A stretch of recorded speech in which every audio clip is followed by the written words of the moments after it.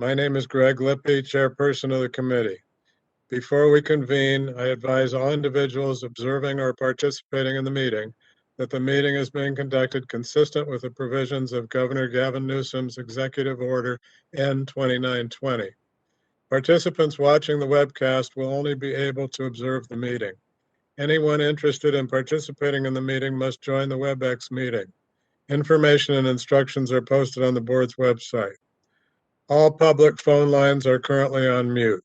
I will announce when we are accepting public comment on the various issues, and the moderator will open the lines as appropriate. I ask the moderator to allot 2 minutes to each individual providing comments. This approach is necessary to facilitate this meeting and ensure the board has the opportunity to complete its necessary business, including consideration of petitions as included on the meeting agenda. Well, that's not going to happen today. I appreciate everyone's understanding and patience as we navigate this meeting format. Before we get started, I'll ask the moderator to provide general instructions. Moderator, please go ahead. This is the moderator. For today's meeting, we will be utilizing the Q&A feature in WebEx for handling of public comments. When the chairperson calls for public comment, I will open the Q&A panel and advise that it's open with a display of instructions. If you'd like to make a comment during that time, you will be looking for the picture of a Q&A icon on your screen. You will click on that icon, type "I would like to make a comment" into the text field, and then submit that to all panelists. And at that time, I will display these instructions for your reference. We will be taking public comment in the order received. And as President Lippy mentioned, there will be a time limit to your comments, which I will remind you at the time that I open your microphone. At the end of your time, your microphone will be muted and we will proceed to the next public commenter. Thank you. Thank you, moderator. I will now take a roll call to establish a quorum. Members, as I call your name, please remember to open your line before speaking. I'll begin with Maria Serpa. Good morning, professional member. Thank you, Maria. Sung Ho. Good morning, Greg. I'm here. Thank you. Cheryl Butler. I'm here, professional. Thank you, Cheryl. And I'm here, so that's it. With a quorum being established, the committee will now entertain any public comments for items not on the agenda. To facilitate this portion of the meeting, as I previously announced, the meeting moderator will open the lines for individuals to provide public comment. You are not required to identify yourself, but may do so. As we open the lines, I remind everyone that the board cannot take action on these items except to decide whether to place an item on a future agenda. Members, following review of the public comments for this agenda item, I will survey you to determine if any of you have a preference for items to be placed on a future agenda. Moderator, please open the lines for public comments. This is the moderator. I have opened the Q&A panel. If you'd like to make a public comment for items not on today's agenda, please click on the Q&A icon on your screen, type "I would like to make a comment" into the text field, and submit that to all panelists. We will now pause for a brief moment to allow time for submission of those requests.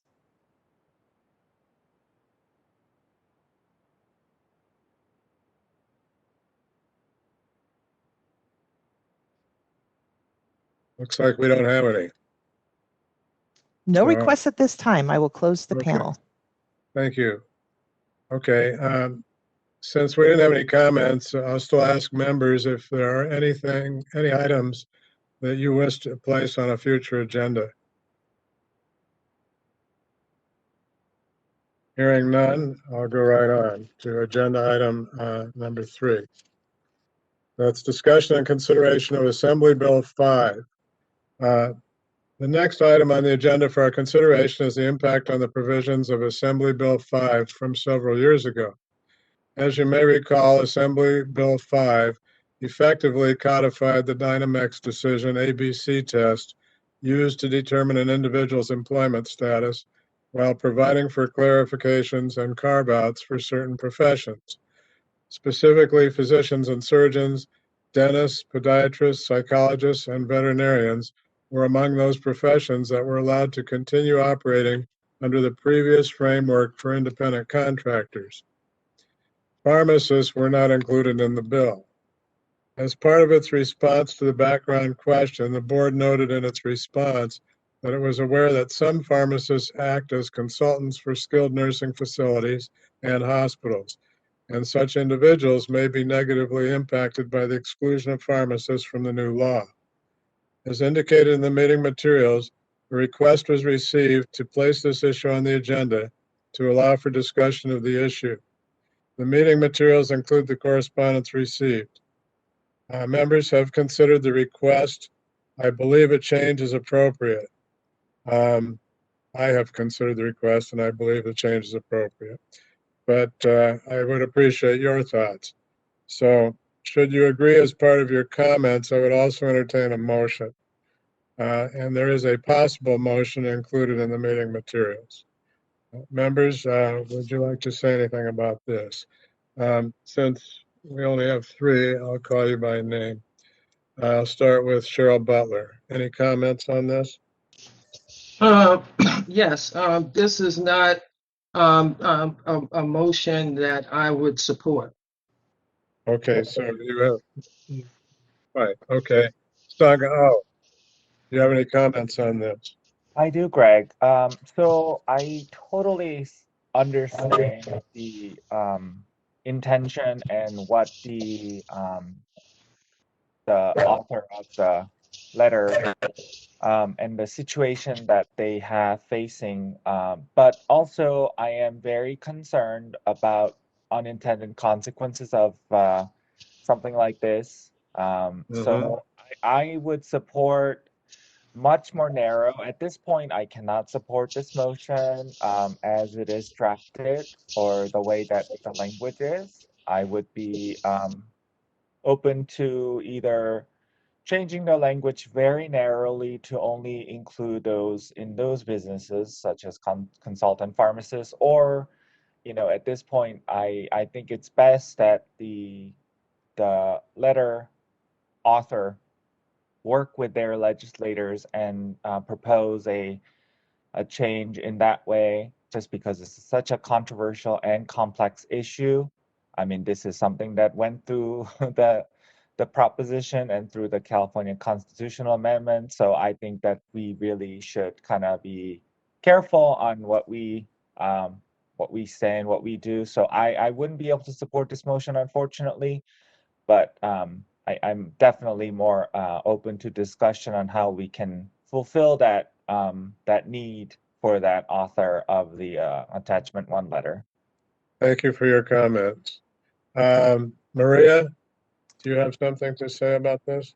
Yes, I do have a lot to say because I'm very much aware of the situation and what happened over 10 years ago. So many people in the public and in the board may be unfamiliar that it was a great loss to the profession of pharmacy when pharmacists were excluded from the definition of a professional. I don't think that was intended. I think the intent was to protect pharmacists from being abused and not included in an hourly type of employee and requiring them to work overtime. I don't think that that's the intent of where this bill is going, but I do think that there is a way to achieve both that not only allows pharmacists to be defined as a professional and to designate, as Mr. O said, to designate maybe specific practice settings where overtime or exempt employees of pharmacists are appropriate, and those where exempt employees are not appropriate, thus they would be hourly and qualify for overtime. This is a huge issue, not only for the loss of the stature of the profession of pharmacy to not be seen as a professional, but it also is a loss for the locations where pharmacists are practicing with direct patient care, interacting with physicians and patients, and they are being told to either cancel visiting patients or because their 8 hours or 10 hours, if they're a 10-hour employee, time is coming up. Again, I think there's a way, just to kind of summarize, for the board to look at this more closely, to assure that pharmacists are present where they need to be to provide patient care, that they're not being told to go home at the 8-hour mark. But it also should not be in a enforcement way where people are required to work overtime if that's not part of their work setting or their employee-employer relationship. So I'd like to support a motion that we either support if amended or watch this bill more closely such that we can be engaged in the conversation. I think the board needs to be engaged in the conversation. So it needs to stay on our radar and be able to participate in those discussions. Thank you So for that's your my comment. motion. Okay, it's time for public comment. So moderator, let's open the lines. I'm sorry, Greg, I made a motion. I think we need a second. Well, yeah, I thought we'd wait until. we Okay, heard from so the then public. I withdraw my motion then. I mean, if you want to make it now, it's okay. So go ahead and make it now. So I would move that we either support if amended or if there is a position of watch, just so that we could keep it on our radar and participate in the discussion. So I don't know if board staff would have a suggestion as what would be the appropriate status. Yeah, let's ask Eileen. Eileen, are you here? Yes, I am, President Lippy. Basically, this bill would be making an amendment to a bill that was already passed, so there's nothing to watch. We would have to either sponsor something to get a change to include pharmacists in the already passed bill from 2019. There's nothing to watch unless we're going to sponsor something. So the letter, I thought, I'm sorry, just to clarify, Eileen, maybe I misread the letter that was submitted to us. They are asking the board to sponsor. I thought that they were sponsoring a bill and were asking for support. My understanding was that that the motion that was drafted, maybe Ann can help, is I wasn't aware that there is a bill pending at this point, but this is to deal with an after effect from the bill that was passed in 2019. So the motion that staff included was for the board to sponsor an amendment to the existing statute where pharmacists were excluded. Yeah, that's my understanding as well. I'm looking at attachment 1, which is the actual letter that was sent to the board. So that's where I'm looking at. Okay, have you seen the actual proposed amendment or proposed motion?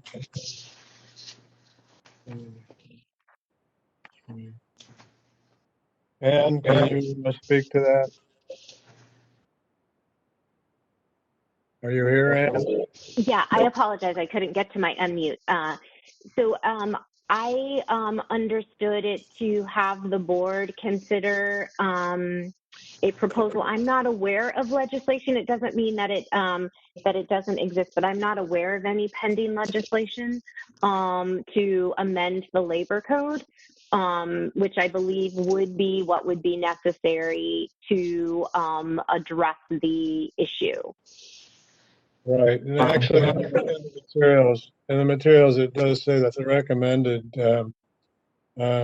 staff position was for sponsorship of an amendment to the labor code. So it would be something that we would need to introduce, sponsor.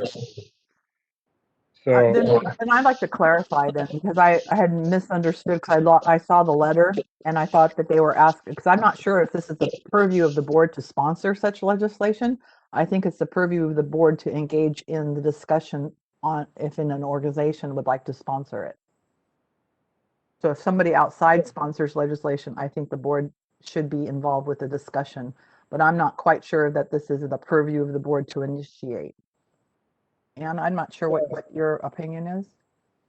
Yeah, so I think that the board does both, right? Sometimes we sponsor legislation, other times we respond. I don't think that you are obligated at all to sponsor legislation in this area. It's agendized to allow for that discussion, to see if you are interested. If the committee determines that it would prefer to, watch for other people and not take action on it at this time, staff will understand that and can be monitoring for legislation. and look for potential solutions as an alternative. We may want to hear if there's any members of the public that want to speak to it, and perhaps there's other solutions out there that we're not aware of. So Okay, thank so you. why don't we hear from the public first? I'll withdraw my motion until we hear more information. Thank you. Thank you, Mr. Lippy. Thank you. Okay, moderator, let's open the lines for the public. This is the moderator. We have opened the Q&A panel. If you'd like to make a public comment on this item, please click on the Q&A icon on your screen. Type "I would like to make a comment" into the text field and submit that to all panelists. Our first comment comes from Jazzy Graywall. Jazzy, your line is open and you will have 2 minutes. Thank you. Good morning, board members. My name is Jazzy Graywall with UFCW Western States Council, here on behalf of our several thousand UFCW pharmacists and pharmacy technicians to request your opposition to pharmacists being exempt from Assembly Bill 5. The bipartisan California Supreme Court unanimously issued the Dynamex decision to address California's historic misclassification of employees as independent contractors. We strongly oppose pharmacists being exempted from AB 5, as a large amount of pharmacists work in the retail setting under the control and pressure of their employer. Independent contractors are able to set their own wages, hours, and exert their own control in the workplace, something pharmacists in the retail setting are not allowed to do. Pharmacists are told how much they will be paid, the hours they must work, quotas they must meet, and are not at the whim of the freelance economy. Additionally, exempting pharmacists from AB 5 would mean that they would lose their healthcare benefits, retirement plans, ability to access unemployment insurance, paid sick leave, disability leave, anti-discrimination laws, paid family leave, workers' compensation, and many other worker protections. Workers in a labor union would lose their right to organize and fight for better working conditions, as they have been for decades. Pharmacists need to benefit from the hard-fought labor protections in California, not lose them. We strongly request that the Board of Pharmacy oppose an AB 5 exemption for pharmacists. Thank you. Thank you. Our next Thank you, comment. Jazzy. Our next comment comes from Larry Reese. Larry, your line is open and you will have 2 minutes. Thank you very much, and I'll try to stay within my 2 minutes. I'm the individual that did write the letter, but in communication with the California Society of Hospital Pharmacists and American Society of Consultant Pharmacists as well, 2 large organizations in California. All, as it was mentioned before, and appreciated the comments that in 2014, B&P Code 4050 was amended that does say and declares that the practice of pharmacy is a profession and that pharmacists are healthcare providers.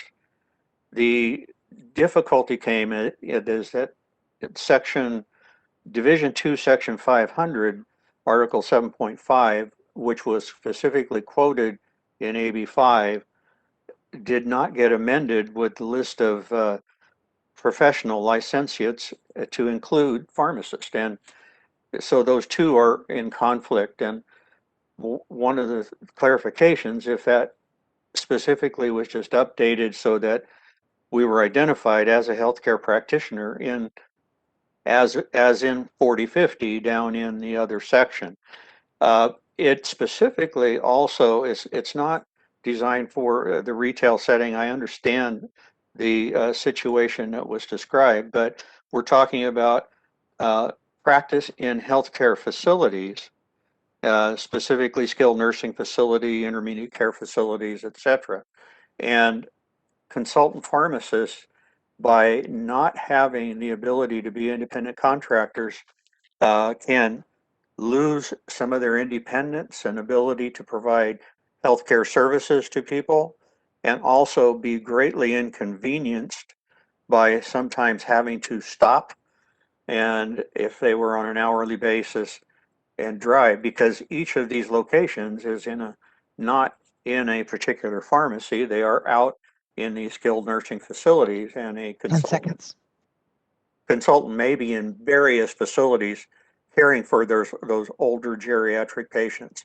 And that's what we want to do, is care for those patients and be recognized as professionals. And so updating that one section is all that is being requested. Legislation would be a major challenge. Thank you, Larry. Our next comment comes from Stephen Gray. Stephen, your line is open and you'll have 2 minutes. Thanks for the opportunity to comment. I agree with the previous speaker that the intent of AB 60 back in 1990 was something that was directed towards retail and did not consider other situations. Long-term care in particularly, many states actually require that the long-term care consultants that are required by the federal government for long-term care patients to have their drug review monthly actually be independent of a pharmacy. They actually believe that there is a significant chance for a conflict of interest between employees of a pharmacy that is also dispensing drugs to that patient. The previous speaker's problem would help resolve that, or at least maintain where that is the situation where they're independent. Also, the bill does not consider other situations such as postgraduate education, where sometimes come under a contract for residencies, fellowships, etc. It also doesn't consider faculty situations where the University of California, for an example, has independent contracting with pharmacists to teach in there, and other pharmacy schools the same. It doesn't consider other consultant situations, such as perhaps even the Board of Pharmacy, which employs consultants to advise on cases, but others, such as hospital, med groups, and others. California has over several thousand pharmacists that actually are under contract with various medical groups, and this would seem to, and that help them with the provision of medical care. And so this law would seem to make them required to be actually employees of the medical groups and other situations. So I think it is completely appropriate for the Board of Pharmacy to consider the unintended consequences of this law already is having on patient care and patient quality of care and access to care. Thank you very much. Thank you, Steve. Our next comment comes from Leah Johnson. Leah, your line is open. You will have 2 minutes.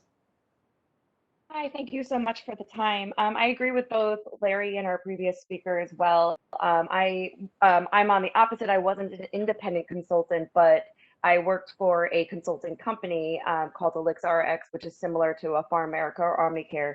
And as Larry had mentioned, he has had problems with, on his side, but even as a long-term care pharmacy, based on the bill, a long-term care pharmacy, since it employs long-term care consultant pharmacists who go into these facilities and don't actually work directly in a pharmacy, they actually work on site in multiple facilities around the state.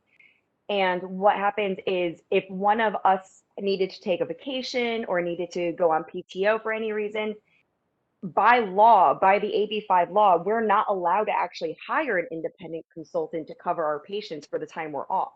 So that actually prevents long-term care consultant pharmacists from actually taking PTO, because we're then obligated to, because by law, by the CMS law, which is Center for Medicare and Medicaid Services, we are obligated to review patients on a monthly basis. Every patient must be reviewed, their entire chart, on a monthly basis by a consultant pharmacist. So if we are unable to hire an outside consultant, an outside independent consultant to cover for coverage, then that prevents anybody in that company from being able to take paid time off. So not only does it affect the consultant pharmacists that are independent, it also affects the consultant pharmacists that are in these long-term care consulting realms that aren't able to actually get the life work balance is actually not there because we're not allowed to hire these external pharmacists for coverage.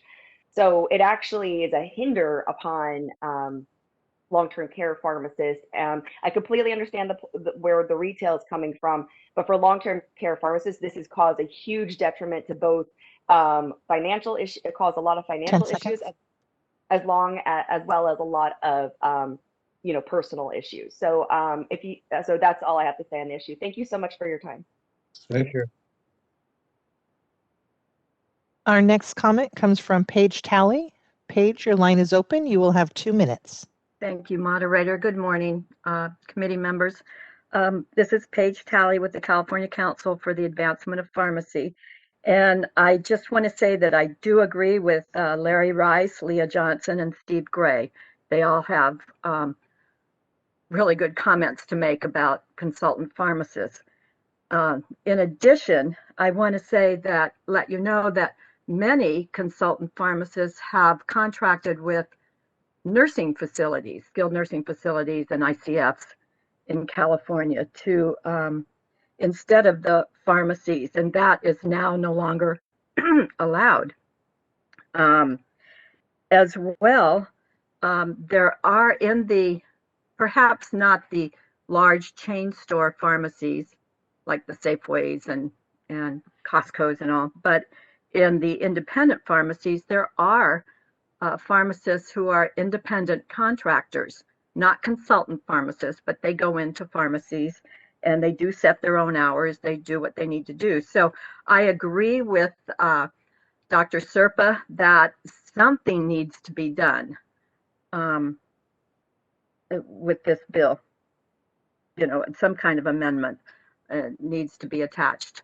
And there were 2 bills last year that were run, last year or the year before, I think it was last year. And one passed, one did not, but it did not include pharmacists. And it was by Lorena Gonzalez again, and she just would not. So I don't advise going to her for an amendment. But I do think something needs to be done. Thank you. Thank you, Paige. And our next comment comes from Lorianne DiMartini. Lorianne, your line is open. You will have 2 minutes. Thank you, moderator, and I appreciate the opportunity to make comments. Lorianne DiMartini, CEO of the California Society of Health System Pharmacists. I don't think I could say it any better than what's already been said by Leah, Steve, Paige, and Larry Rice. For all of those individuals that we represent that are providing direct patient care, there has been a significant unintended consequence with AB 5 that is directly, as indicated in Larry's letter to the Board of Pharmacy and also mentioned by Leah, has a direct impact on patient care. I appreciate the labor constraints and the desire to preserve the working environments for all of pharmacists and pharmacy technicians, but this bill has had a significant impact. And additionally, and not as evident to the casual reader, is the attack on our profession. As indicated by Larry in 4050, it's a practice. We are professionals. We are healthcare providers. And this bill fundamentally doesn't recognize that we're healthcare providers. So I'm encouraging this committee to consider moving this item to the full board for consideration, and perhaps even if there's an opportunity to include it in response to the sunset review. Thank you for listening to my comments. Thank you. And that concludes our request for comments. Would you like me to close the panel? Yes, please. It is closed. Okay, so Maria, did you want to make a motion or did you not want to make a motion?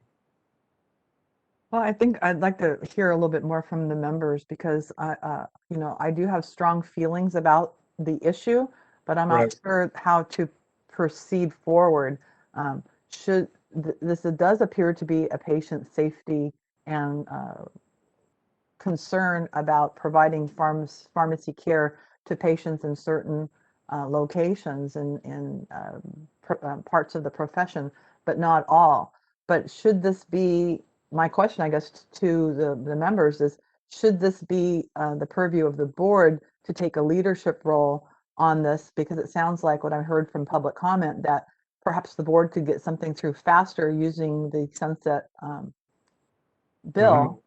But, or the opposite is, should the board be involved with the discussions and a bill be sponsored by others? That's where I am torn. Okay, so I don't have a specific motion. What you would like to do then is to take it to the full board and not bring in a motion, basically. Is that correct? I could do that. I'm just not quite sure personally which is the right answer, but I think action does need to be taken. Okay, I think we're probably not going to have vote to support a motion at this point. So I think we should take it to the board and let them decide. Also, the one thing I would like to mention is that the federal tax rules on employee and contractor are also there. And prior to Dynamax, unfortunately, many companies or many people were being treated as independent contractors that were in violation of the federal rules. So I guess the whole reason for Dynamax was the fact that there was abuse. But the truth of the matter is that the federal rules do still exist. So if pharmacists were exempted from this, it would still not give retail operations the right to treat people who work for them, are controlled by them, are provided with their place to work, and are specifically truly fit the definition of employees. They would still be considered employees or be violating the law. Just something from the tax laws. Anyway, Greg, I just think that for at least what I want to say is, just because this is such a complex issue, and I think that I do hear the concerns, I really do, and I wish that we could have a solution, but I just because of where we stand and how complicated this issue is, I personally think that it would be best if all the stakeholders get involved with all the organizations that represents pharmacy and come up with a legislative proposal that would maybe meet what concerns of the retail side, as well as meeting the concerns of the consultant pharmacists. There are federal,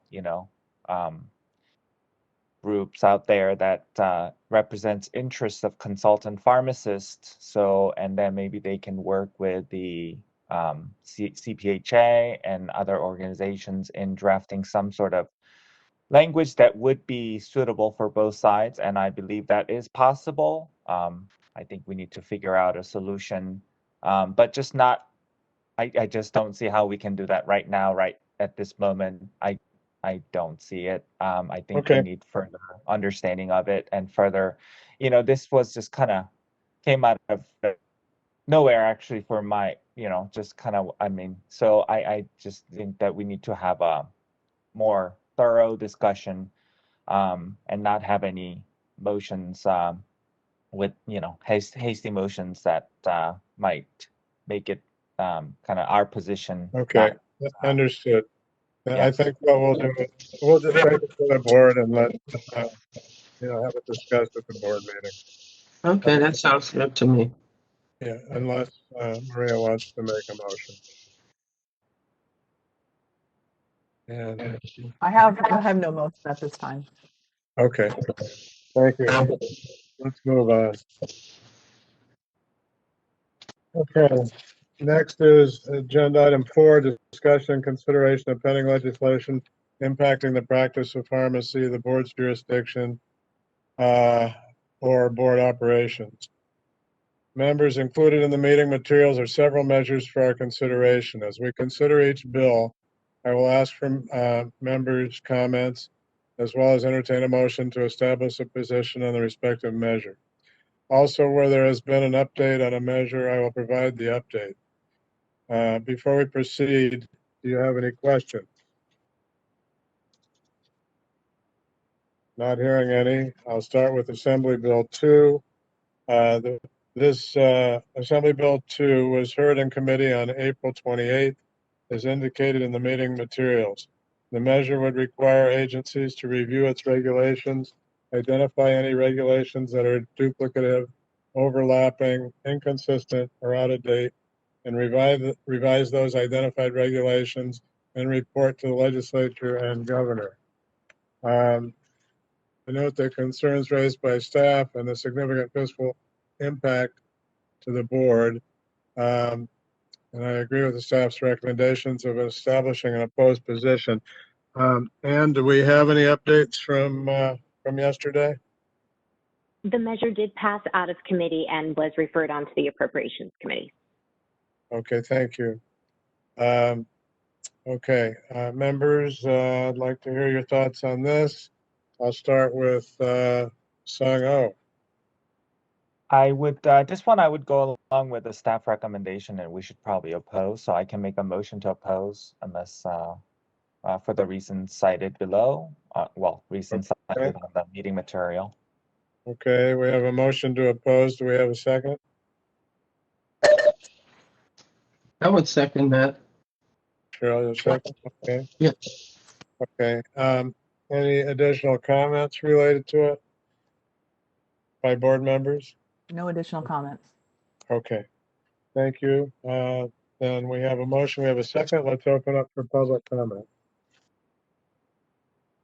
This is the moderator. We have opened the Q&A for public comment on Assembly Bill 2. If you'd like to make a comment on this item, please click on the Q&A icon on your screen, type "I would like to make a comment" into the text field, and submit that to all panelists. Our first comment comes from Stephen Gray. Okay. Stephen, your line is open. You will have 2 minutes. Thank you very much. I understand that this bill, as written, would place a lot of pressure on the Board of Pharmacy to conduct the review and go forward. And certainly, recent history over the past several years, the board has had a lot of problems with getting regulations either for amended or introduced and passed in a timely manner.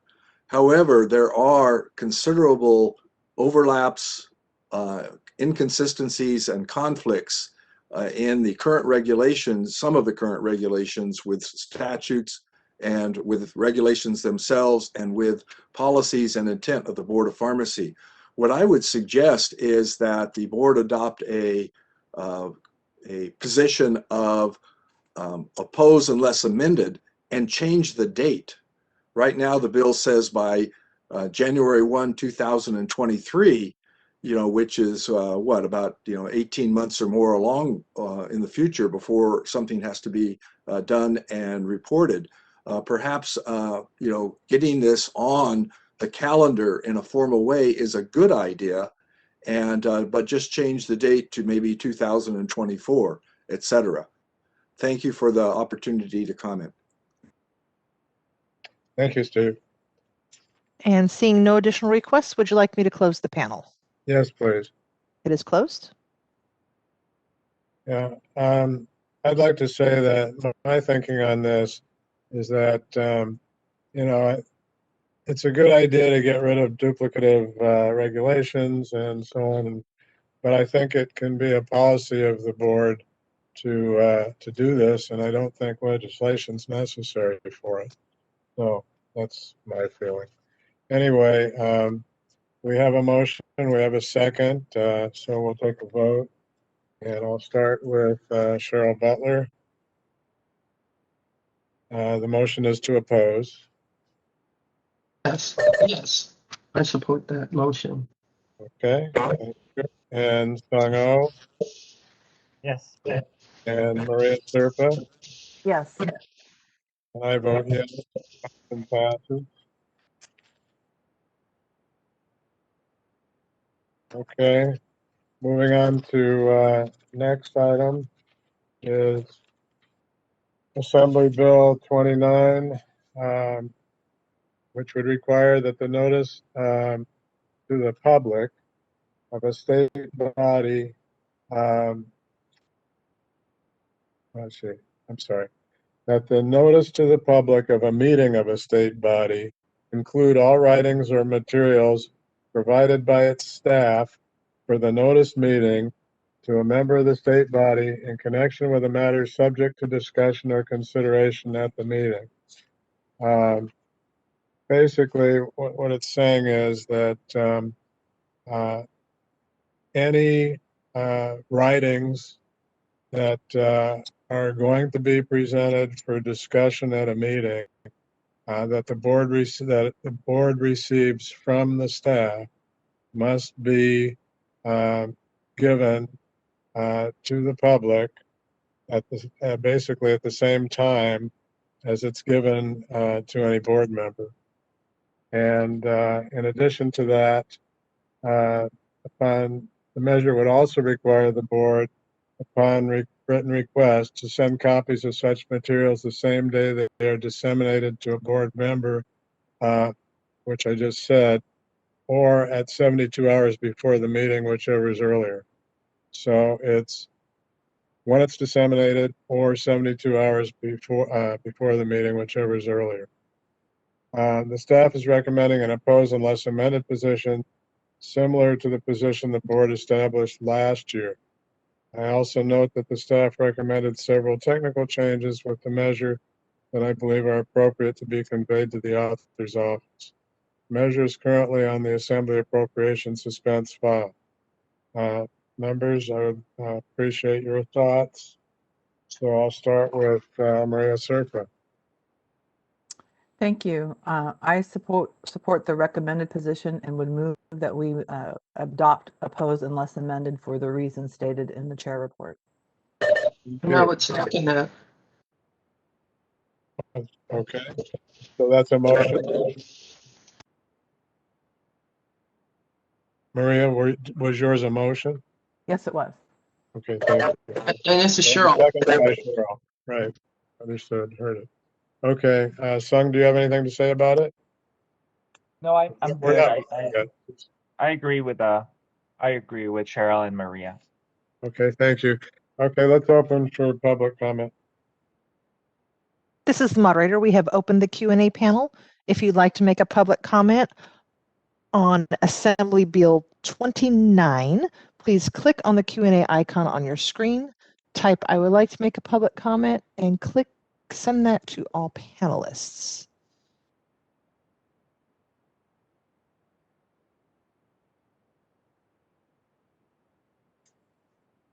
Seeing no comments, would you like me to close the panel? Yes, please. It is closed. Okay, we have a motion, we have a second. And the motion is to oppose unless amended. So let's vote. Maria, vote please. Yes. Thank you. Sung, Yes. thank you. Cheryl, Yes, yes. thank you. Okay, great, thanks. Okay, motion passes. Oh, I apologize, Chairperson Lippy. For purposes of the minutes, should it reflect that the chair also votes yes? Yes, it should. Thank you. Okay. Assembly Bill 69 would require a state of emergency to terminate 60 days after the governor's proclamation of the state of emergency unless the legislature extends it by a concurrent resolution. It also prohibits a concurrent resolution from extending a state of emergency by more than 60 days. I agree with the concerns identified by staff and the recommendations from staff to establish an oppose unless amended position.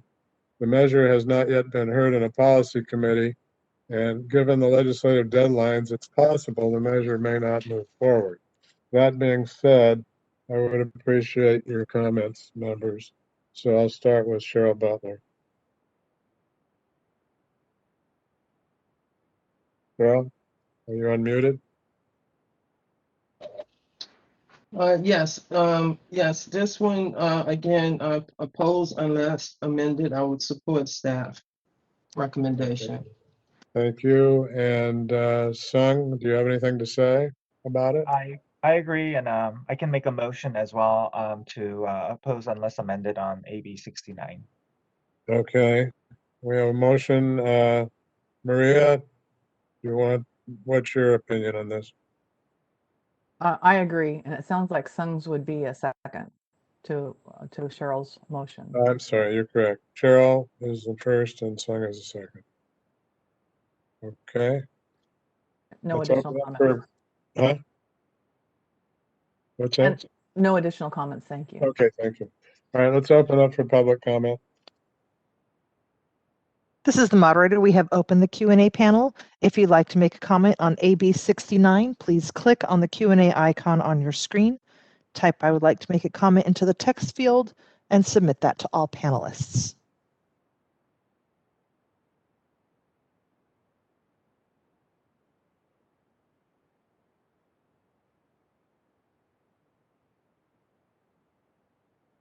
Hearing Seeing- none, let's go ahead and close.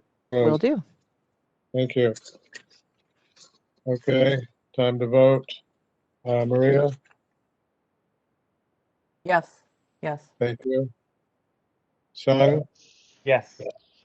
thank you. And Cheryl, Yes. thank you. I know it seems a little ridiculous since I know all your positions before we get started, but we still have to do the voting. Again, I Okay. apologize for the interruption. Is the chair voting yes as well? And yes, chair votes yes. Mhm. Motion passes. Okay, Assembly Bill 107. This bill would expand the requirement to issue temporary licenses to practice a profession or vocation to include licenses issued by any board with the Department of Consumer Affairs, except as provided.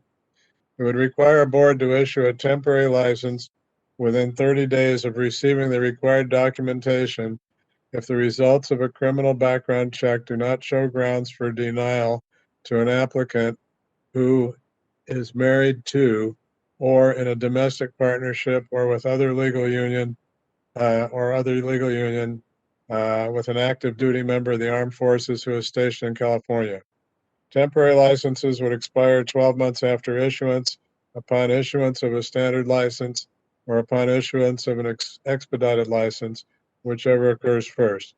As indicated in the meeting materials, the board considered a similar measure last year and established an opposed unless amended position. I agree with the staff recommendation to again establish a similar position and the possible amendments being suggested by staff. The measure was heard in the Assembly Committee on Military and Veterans Affairs yesterday. And do we have an update on that? The measure passed out of committee and has been referred to the Committee on Appropriations. Thank you. Okay, members, do you have comments on this? I'll start. Okay, go ahead. Just say it. This is Maria. I support the board staff position and would move to oppose unless amended with the consideration in the comments specifically regarding the requirement for CPA-GAE and other comments that they make. So that's my motion. Thank you, Maria. I second it. This is Song, and I have no further comments. Okay, great. Cheryl, do you have any comments? So I support Maria's recommendation here. Thank you. Okay, let's open up for public comment. This is the moderator. We have opened the Q&A panel. If you'd like to make a public comment on this item, please click on the Q&A icon on your screen. Type "I would like to make a comment" and submit that to all panelists.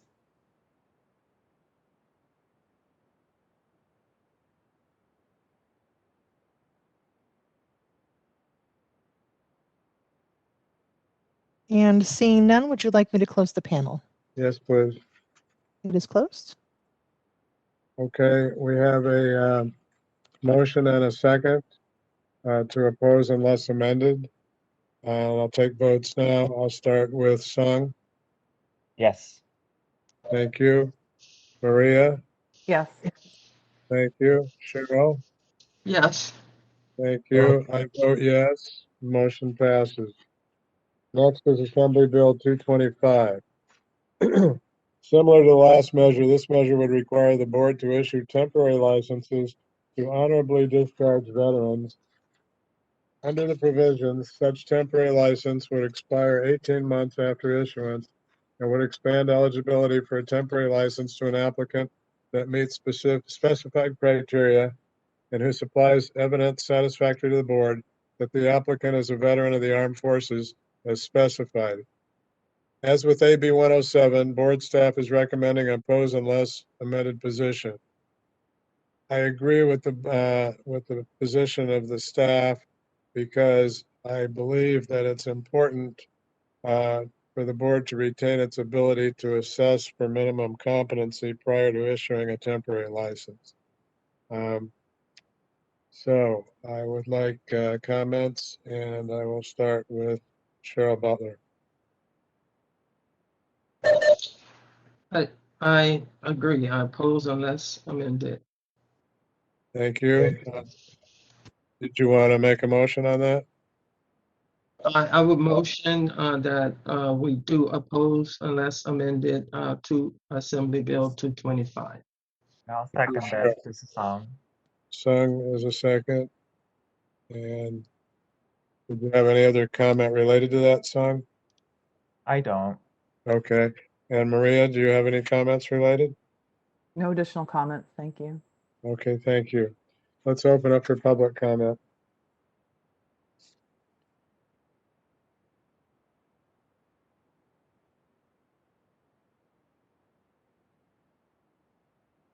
Moderator, are you opening for comment? My apologies. I forgot to unmute myself. If you'd like to make a comment, please click on the Q&A icon on your screen, type "I would like to make a comment" into the text field, and submit that to all panelists. Our first comment comes from Stephen Gray. Steve, you will have 2 minutes. Thank you very much. I agree with the motion. The motion is to oppose unless amended. I speak as a veteran, and while in the service, it was quite common for active duty licensed pharmacists to work after hours and support local hospitals and care of patients. I think one of the amendments that the board should consider discussing with the author is to see if it could include active duty pharmacists who are here in California. They may be working as a pharmacist during their duty hours, but they are available to help in various situations after hours. And in some cases, it's very important for them to have that additional part-time income in order to support their families, etc.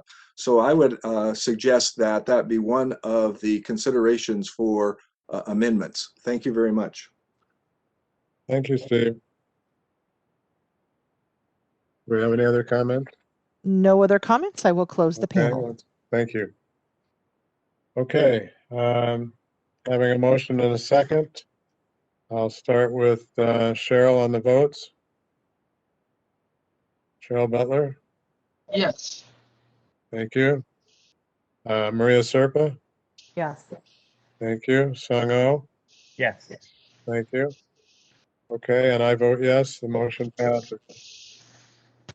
Assembly Bill 527 is the next measure, and it includes board-sponsored language related to the descheduling of some non-narcotic combination products to align with federal law. As this measure contains board-sponsored provisions, I agree with the staff's recommendation to formally support AB 527. Also, a quick update, the measure has passed through the Assembly and is now in the Senate. Any comments by members? This is Maria. I move that we support per the board staff recommendation, especially since it contains the provisions that the board has previously talked about and wanted to make changes. So my motion is to support. Thank you, Maria. Do we have a second? This is Cheryl, and that's second. Thank you, Cheryl. Any other comments related to this? No comments. No comment, right? Hearing none, let's open to public. This is the moderator. I have opened the Q&A panel. If you'd like to make a public comment, please click on the Q&A icon on your screen, type "I would like to make a comment" into the text field, and submit that to all panelists.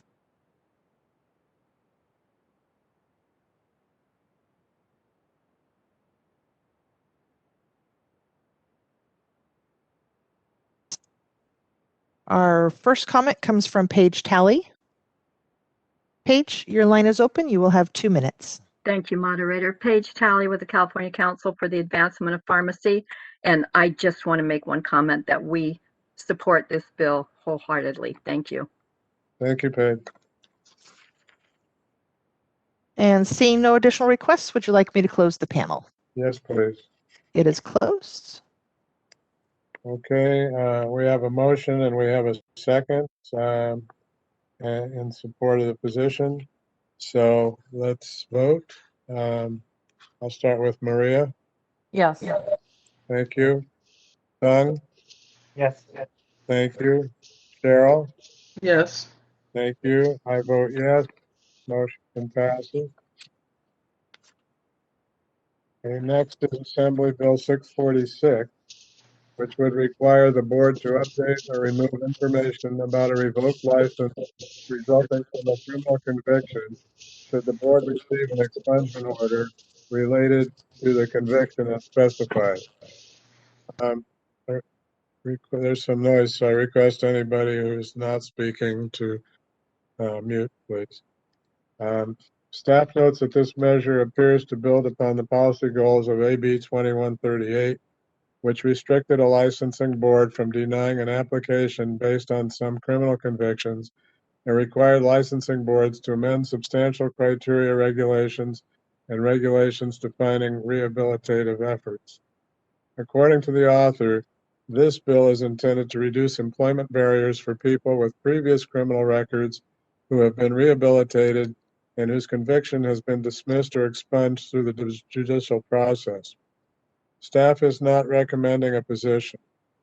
I don't personally believe that a position is necessary, but would appreciate members' thoughts and would entertain a motion if you believe it's appropriate. So, any thoughts on this, Sung? No comments, and I don't have any recommended position. Okay, thank you. Maria? I agree. No comments and no motion. Thank you. Cheryl? I agree. No. Thank you. Okay, let's open to public comment. This is the moderator. We have opened the Q&A panel. If you'd like to make a public comment, please click on the Q&A icon on your screen, type "I would like to make a comment," and submit that to all panelists.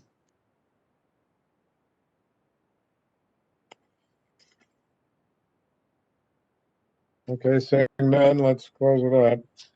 It is closed. And since there is no position, I'll move on to the next one, which is Assembly Bill 657. And I guess we'll be moving on to 671 because 657 no longer applies to the board, so we're not going to consider it.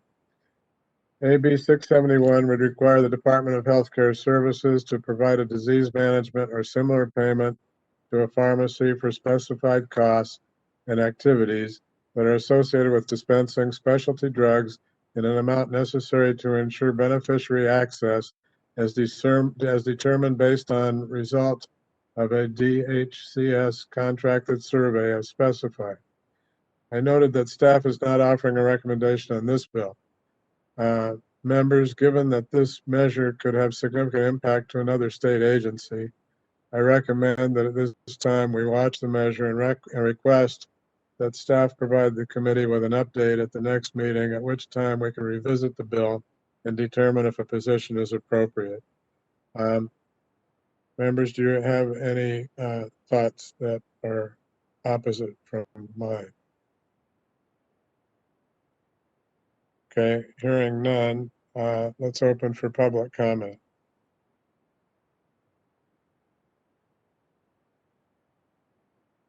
We have opened the Q&A panel for public comment.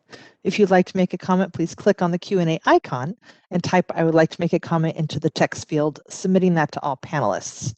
Our first comment comes from Danny Martinez. Danny, your line is open and you will have 2 minutes. Thank you. Good morning, Mr. Chair, members of the Ledge-Reg Committee. This is Danny Martinez with the California Pharmacists Association. AB 671 is a CPHA-sponsored measure, and I want to give just a very brief background on this bill and why it came to be. In 2016, CMS at the federal level passed a final rule requiring state Medicaid agencies to change their reimbursement methodology. For California, obviously, that would be Medi-Cal. Unfortunately, during that transition, during the state's evaluation of how they would do so, omitted specialty pharmacies or specialty medications from their initial study of how they would do this.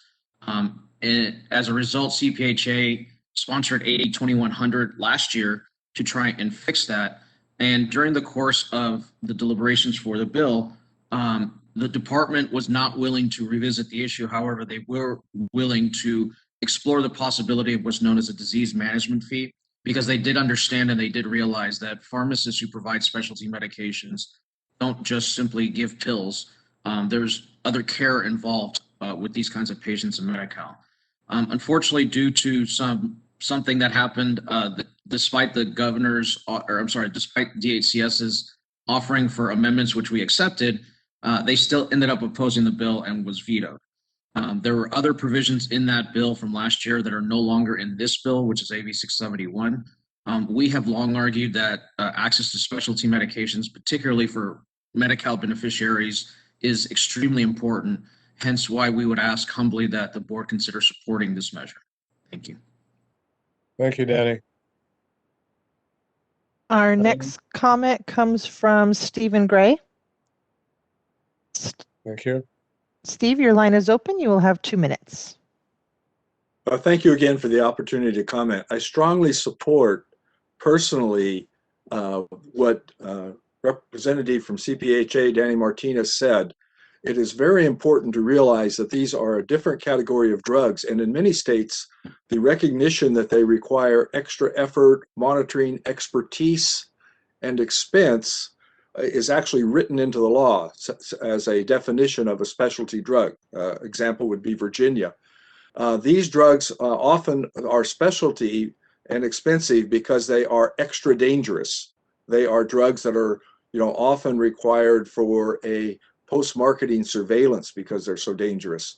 And so if the dispensing and handling of these and the monitoring of the patient cannot be supported financially, the patients are in extra danger. And I would encourage taking a position of support on this bill as was described. I also note that board president and chair of this committee, Mr. Lippy, has suggested deferring to the next meeting. But by the time the next meeting is scheduled, if I am correct on the agenda, it won't be until this committee until January of next year. So it will be too late to have an impact on this bill unless the committee makes some type of motion to proceed and support this bill. It is a very important bill, and I think it deserves some attention at this time. And I respectfully ask that the committee do so and have more discussion before deciding not to support this bill. Thank you. Thank you, Steve. Our next comment comes from Lindsay Goldhorn. Lindsay, your line is open. You will have 2 minutes. Thank you. Appreciate it. Good morning, board members. This is Lindsay Goldhorn with the California Retailers Association and the National Association of Chain Drugstores, and we just want to register our support for this bill. We think it will increase access to these critical medications for patients. Thank you. Thank you. And next we have Paige Talley. Paige, your line is open. 2 minutes you will have. Thank you. Paige Talley with the California Council for the Advancement of Pharmacy. I really don't have much to add, except I agree with all the previous speakers, and we strongly support this bill. It's truly about patient care, and I think it's something that the Board of Pharmacy should also support. Thank you. Thank you. Do we have any other comment? That is the end of our comments. I will close the panel. Okay. After hearing public comment, I make a motion to support the bill. I second that, Greg. Thank you. Hi, this is Maria. Yes. I just wanted to comment additionally from what Dr. Gray said about our next Ledge Reg meeting is in July, not January, so we do have time to consider this more.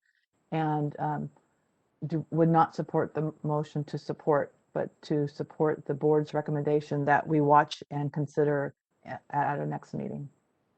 So I know you have a motion on the floor, but I'm just telling you how I'm going to vote.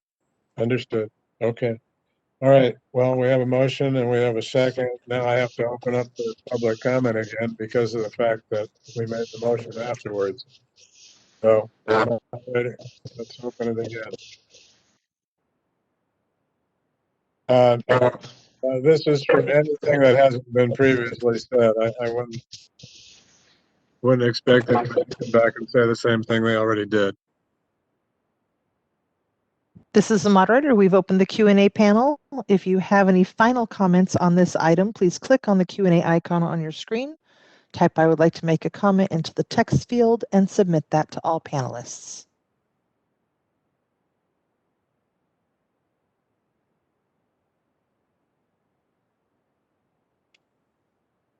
Okay, looks like there aren't any additional ones. I will close the panel. Okay, we have a motion by me. We have a second by Sung. Now we'll take the vote. Cheryl Butler. I will support the motion. Support? Yeah, thank you. Okay, and Sung?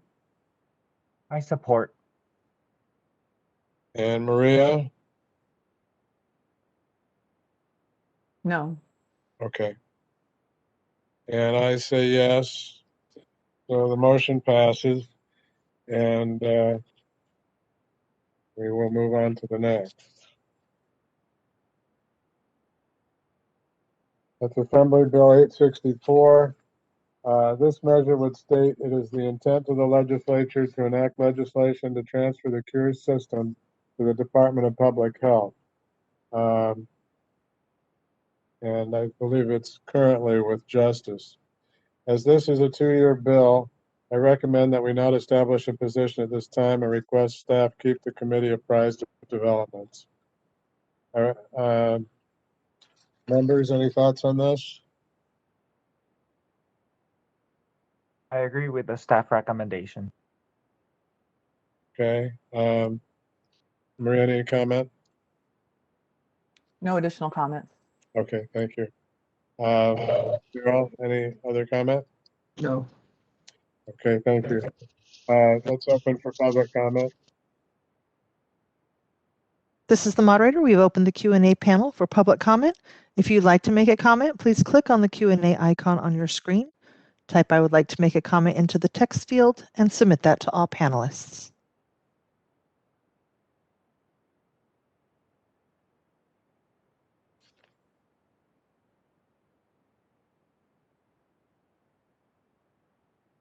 Okay, let's close it out. Nobody's.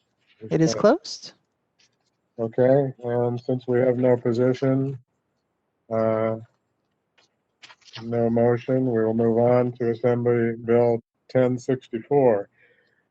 This bill would authorize a pharmacist to independently initiate and administer any vaccine approved or authorized by the United States Food and Drug Administration for persons 3 years of age and older. Staff recommendation is to support the measure. I agree with the staff's recommendation. Members, any comments? I support strongly, and I would like to make a motion to support. Okay, thank you. Motion to support. Is there a second? I second. I would second. Maria second.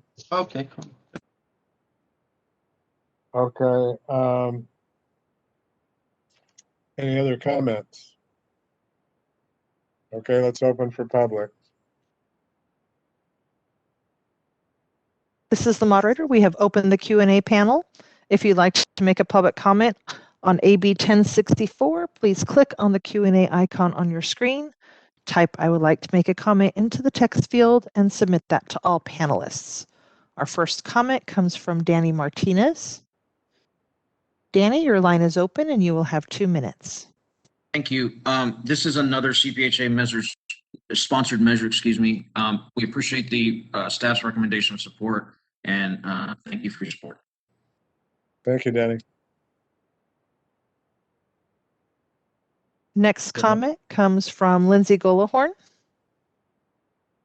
Lindsay, your line is open. You will have 2 minutes. Thank you. Hello again. This is Lindsay Golahorn with the California Retailers Association and National Association of Chain Drugstores. And we also support AB 1064. We supported AB 1710 last year, and we think this is the next step. It's a common sense bill, and we urge your support as well. Thank you. Thank you, Lindsay.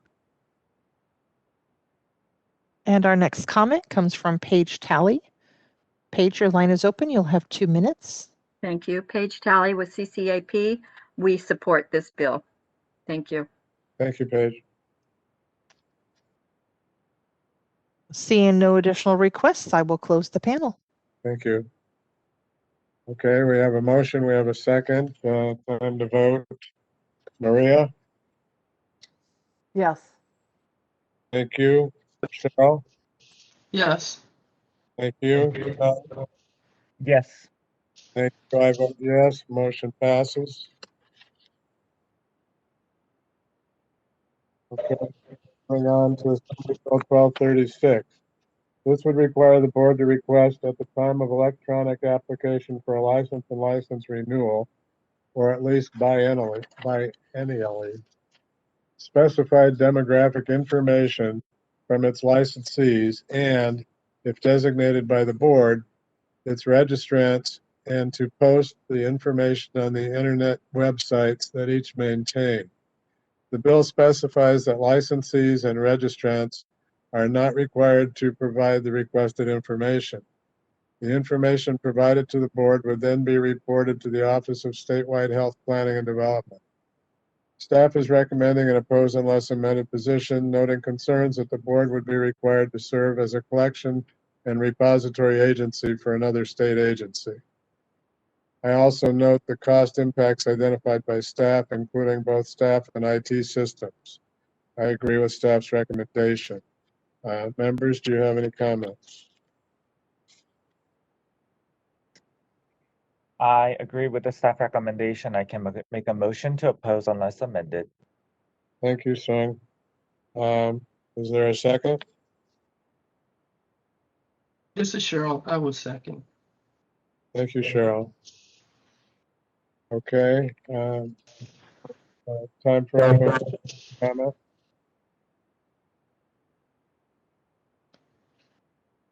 This is the moderator. We have opened the Q&A panel. If you'd like to make a comment, please click on the Q&A icon on your screen, type "I would like to make a comment" into the text field, and submit that to all panelists.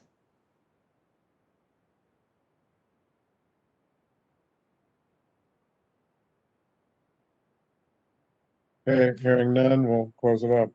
I will close it. Thank you. We have a motion. We have a second. I will take the vote. Maria? Yes. Thank you. Sung? Yes. Thank you. Cheryl? Yes.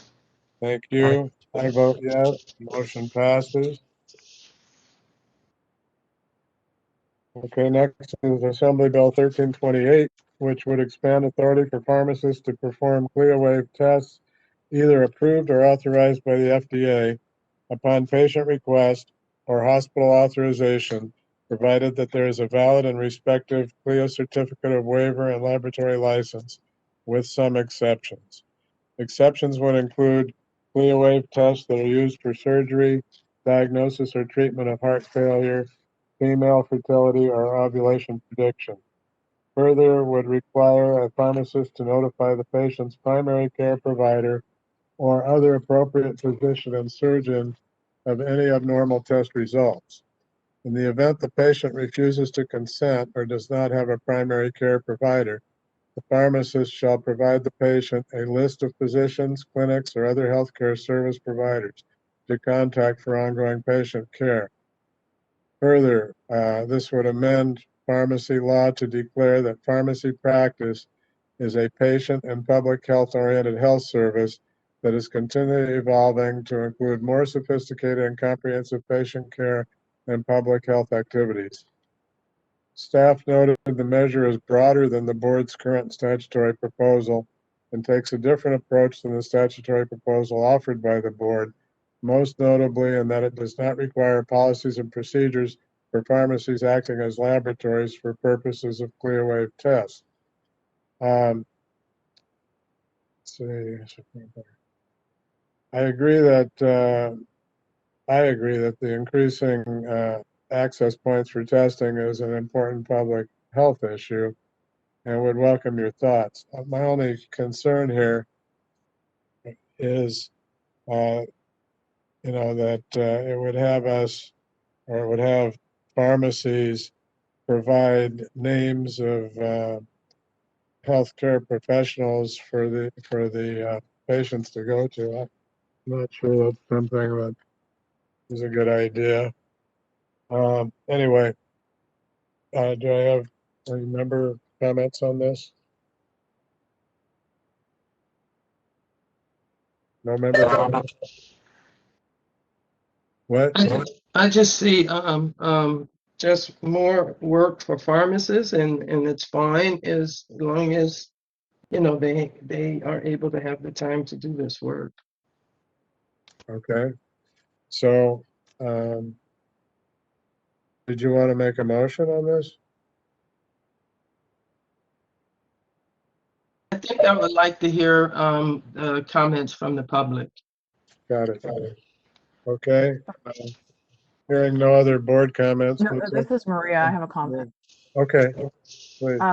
I am a little confused by the staff recommended policy position because of a similar measure that we have language. And so I'm wondering if the position is meant to just monitor, so discuss further in July, or if this could be merged with the other issue, and if amended, would be appropriate. So the amendments would include all the other board requirements for policies and procedures and the like.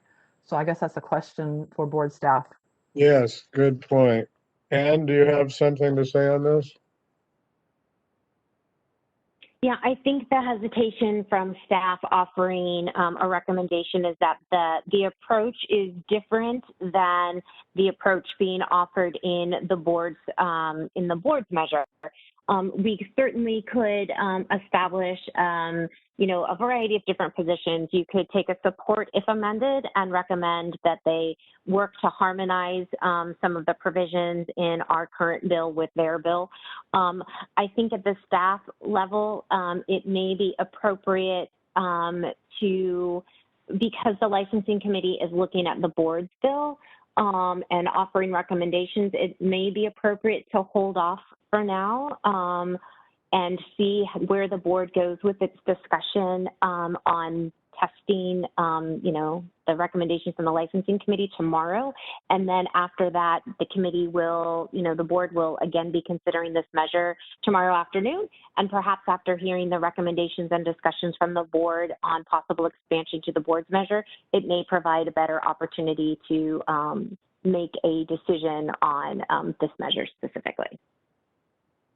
Okay, so then it's probably not something we would want to make a motion on at committee level. Thank you, Maria. Let's open up for public comment. This is the moderator. We have opened the Q&A panel. If you'd like to make a public comment on this item, please click on the Q&A icon on your screen. Type "I would like to make a comment" into the text field and submit that to all panelists. Our first comment comes from Lorianne DiMartini. Lorianne, your line is open and you will have 2 minutes. Thank you so much. I appreciate the opportunity to provide comment on this bill. This is a CSHP sponsored bill, and it does have tremendous similarities with the board's bill, Senate Bill 409, and I think we can find a path forward as we all want the same outcome. This bill was designed to minimize barriers and restrictions in existing law which prevent pharmacists from fully engaging in public health activities like screenings, and allowing pharmacists to administer CLIA-waived tests. And that became abundantly clear at the beginning of the pandemic when it took upwards to about 5 months for pharmacists to receive the necessary executive orders and waivers to fully engage in doing COVID-19 testing. And I want to compliment the board. They have been an amazing collaborative partner in executing those waivers.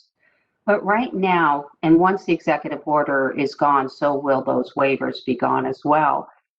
Pharmacists are currently not permitted to provide more than just a few CLIA-waived tests. And it's important to note that CLIA-waived tests are defined by the Code of Federal Regulations as simple tests with a low risk for an incorrect result. Sorry.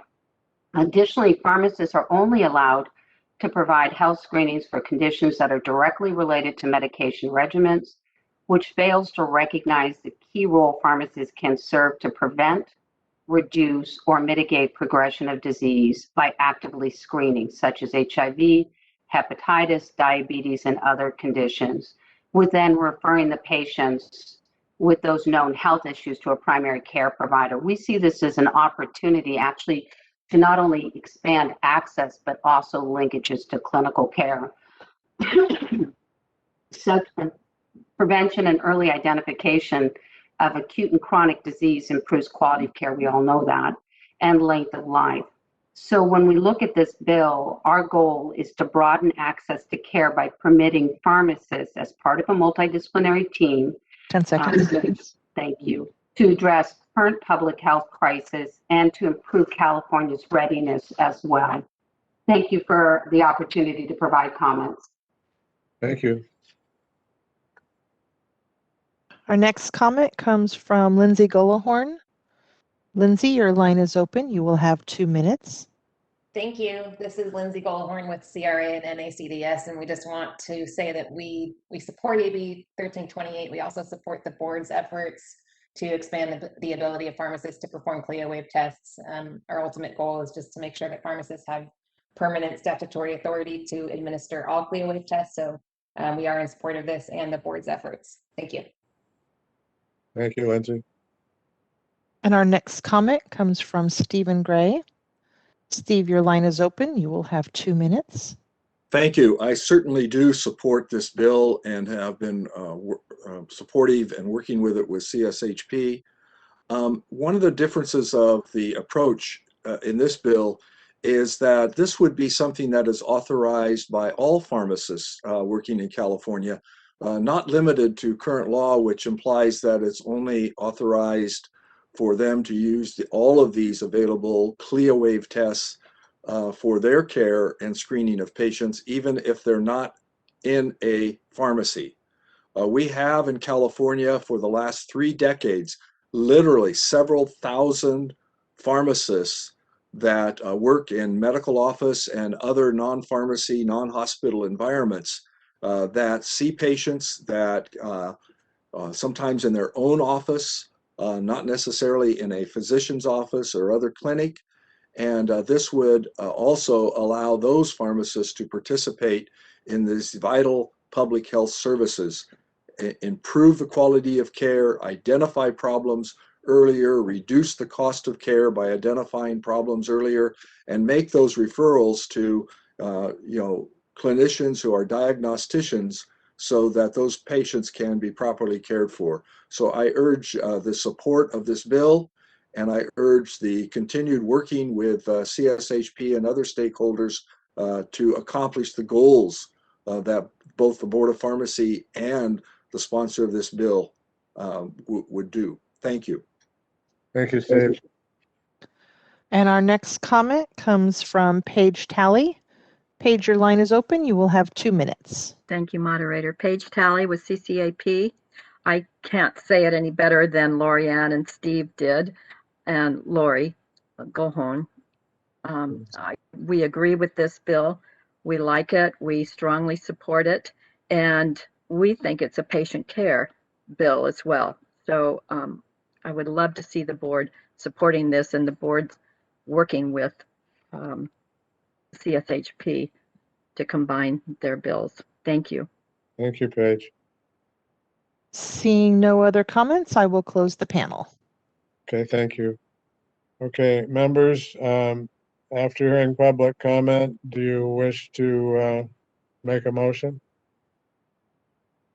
Or leave it as we said to go to the board? Okay, we'll bring it onto the board tomorrow. Assembly Bill 1430, dispensing dispensing controlled substances. This measure would require pharmacists who dispenses a Schedule II drug to do so in a lockable vial and require the pharmacist to provide a copy of an opioid fact sheet for patients published by the Federal Centers for Disease Control and Prevention and include the appropriate passcode in any patient notes maintained in the pharmacy system. Under the provisions, exceptions are provided and include dispensing that occurs in a hospital or the patient or patient's agent requests that the medication not be dispensed in a lockable vial.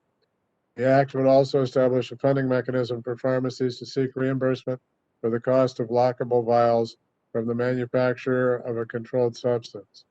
The board would be charged with assessing a civil penalty in the event a manufacturer is delinquent in reimbursing the pharmacy.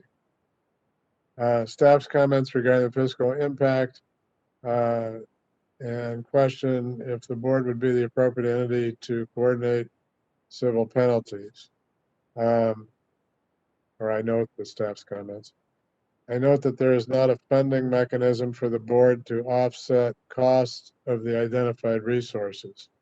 As a suggestion, we could request that staff reach out to the author's office to see if they would be agreeable to removing the board from the provisions and identify another entity to enforce against the civil penalties instead of taking a formal position on the bill. Members, I welcome your thoughts on this. Hi, Greg. This one, I have some comments. So first, I think that we need to, I would personally would like to have a post position on this first. It is quite a bit of additional cost. And then secondly, it doesn't make any sense that all Schedule II prescriptions would be accompanied by an opioid brochure when their Schedule II prescriptions include wide variety of medications in different therapeutic categories.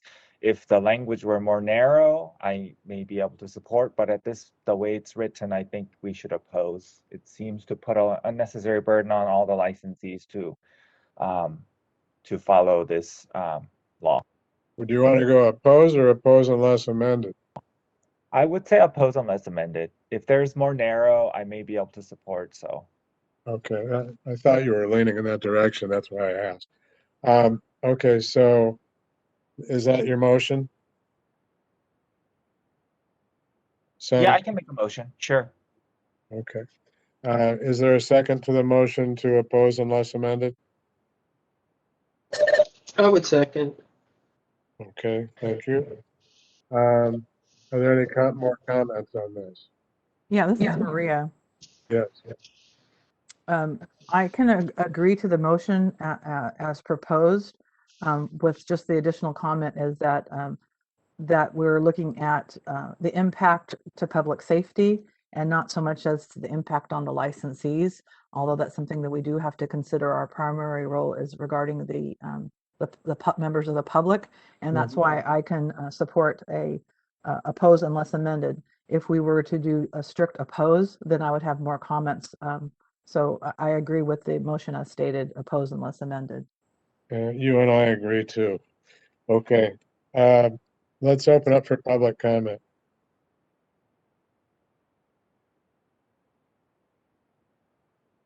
This is the moderator. We have opened the Q&A panel. If you'd like to make a public comment on this item, please click on the Q&A icon on your screen. Type "I would like to make a comment" into the text field and submit that to all panelists. Our first comment, if I can get my computer to work, comes from Lindsay Golahorn. Lindsay, your line is open and you will have 2 minutes. Thank you. Hi, this is Lindsay Golahorn with CRA and NACDS, and we also have an oppose unless amended position on AB 1430. We have a few pretty serious concerns. I think the first one is from a patient safety angle. There might be patients who have difficulty opening these lockable vials, or a patient might forget the passcode and then be unable to access their medication when they need it. The bill will also force pharmacies to create an entire new accounting process to seek reimbursement for the vials from manufacturers, and pharmacies will have to front load these costs while waiting to be reimbursed. Implementing this new system and constantly following up with manufacturers will place a new financial burden on pharmacies and distract from patient care. The bill also requires pharmacies to maintain the patient passcodes for the vials, which will create some significant workflow issues for pharmacies since we don't currently have the systems in place to do this. In addition, manufacturers of these lockable vials are actually already required to maintain the passcodes and be available to patients 24/7. So we don't think there's a need for pharmacies to have to do this. Beyond the patient safety and administrative issues, we don't think the bill is even necessary. In 2018, the legislature enacted AB 2859, which requires chain pharmacies to offer lockable storage products for controlled substances, including lockable vials. These products are required to be prominently displayed in our pharmacies, so they are easily accessible to patients who wish to use them. And then finally, our final concern, while AB 1430 provides some protection for prescribers against liability when a patient is unable to access their medication in one of these lockable vials, pharmacists are not afforded the same protection under the bill. I do want to note we have committed to working with the sponsors and the author to try to remove our opposition, and we've let them know that we can do so if the bill is made voluntary and if the liability issues are addressed and the administrative requirements are removed. But for now, we are opposed to AB 1430. Thank you. Lindsay, you said opposed unless amended, right? Yeah, if the bill is made voluntary and our liability concerns are addressed and the administrative requirements, mainly front loading the costs and maintaining those passcodes, if all of that is addressed and removed, then we would be neutral on the bill, I believe. Okay, thank you. Sure. Our next comment comes from Danny Martinez. Danny, your line is open and you will have 2 minutes. Thank you. CPHA has taken an opposed position on this bill. It's very similar to the comments that made by NACDS and CRA. We share all of those concerns. We also really don't understand why a manufacturer of a device would require legislation to do this. It seems like this is more of a, they need to invest more in public education and their own marketing materials in order to educate folks about their product, as opposed to using the law to require this of pharmacists. We have particular concerns about the liability issue that was mentioned. This is a device that is not made by pharmacists. It is not something that the pharmacist is familiar with, yet they currently have that liability if anything goes wrong. We don't believe that that is an appropriate liability. So for that reason, we ask the board to oppose this bill. Thank you. Thank you, Danny. Our next comment comes from Paige Talley. Paige, your line is open and you will have 2 minutes. Yes, thank you, moderator. This is Paige Talley with CCAP. We strongly oppose this bill for the reasons stated both by NACDS and CRA representative Lindsay Goldhorn and Danny Martinez with CPHA. I just want to add that there is already a bill that was chaptered in August of 2018, and it is voluntary. It's not mandatory, but the pharmacies must keep a small supply for display of lockable vials. And so this is duplicative. It's unnecessary. And we really ask that you oppose this bill. Thank you. Thank you, Paige. And our last comment at this point in time comes from Stephen Gray. Steve, your line is open. You'll have 2 minutes. Thank you for the opportunity to comment. I want to strongly emphasize the danger of this bill. There have been private studies, nothing that I can give you that has been published, about the concerns already about seniors and other persons who with disabilities, etc., that leave the safety caps off of, well, the safety caps, as you know, are required by the Consumer Product Protection Commission at the federal level and are nationwide. for all prescription drugs unless the patient specifically requests or the prescriber specifically requests they not be used. We believe that that actual happening where they leave the caps off actually increases the danger to the children that they are intended to protect. Ironically or tragically, this is most likely to affect children, the grandchildren of people that in houses and other residences where they are not childproof. We think that adding a lockable vial to opioids and other very dangerous drugs to children, which are all dose related, would actually increase the danger to children and increase the likelihood that those patients would simply leave the caps off of those vials. And so I would suggest that before supporting or before deciding not to oppose this bill, you ask for information or consider information about that danger. Thank you. Thank you, Steve.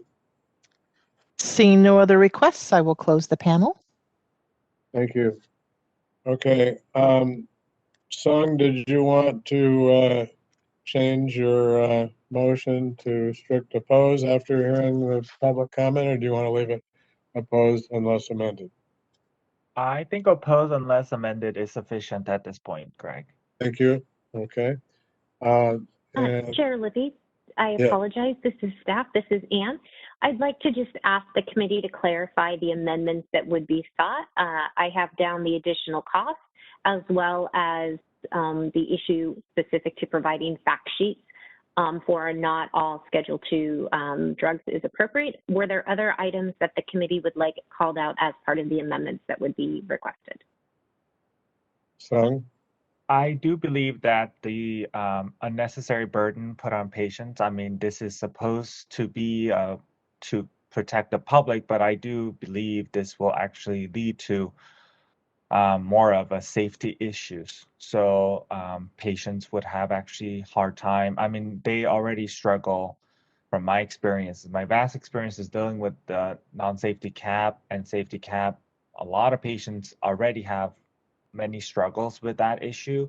So with adding this onto them, unlockable containers would make it very difficult for them to get adjusted to and using the medication.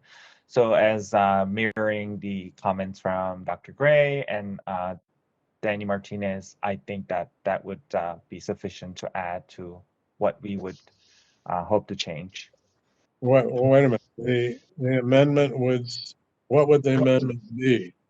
Because it sounds like you're saying that you don't want the lockable. Yeah, seems like it should be just changed to oppose. I think we can do voluntary. That would be, to me, number one amendment. Okay, so you're saying that oppose unless amended, and the amendment would be making it voluntary? Yes. Okay. Cheryl, you were second. Do you agree with that amendment? Well, you know, I'm thinking since we have something on the record that like the August 2018 bill, that where it's voluntary, that they can have something lockable. I'm kind of feeling like I just rather say oppose, but well, does that, you want to withdraw your second? Yes. Well, I can change my motion to oppose if that's what that's the direction we want to go. I'm okay with that. If Cheryl takes away her second, then you can reintroduce a motion to oppose. So sounds like Cheryl withdrew her second. So now you want to oppose? So is your motion not to oppose? I can change my motion to oppose. Okay, and Cheryl, you support that?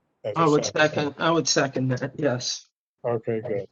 All right, thank you. So now that we've changed our motion to oppose, we have to have public comment anything that hasn't been stated already. So let's open up for public comment. This is the moderator. We have again opened the Q&A panel. If you'd like to make a final public comment, please click on the Q&A icon on your screen. Type "I would like to make a comment" into the text field and submit that to all panelists.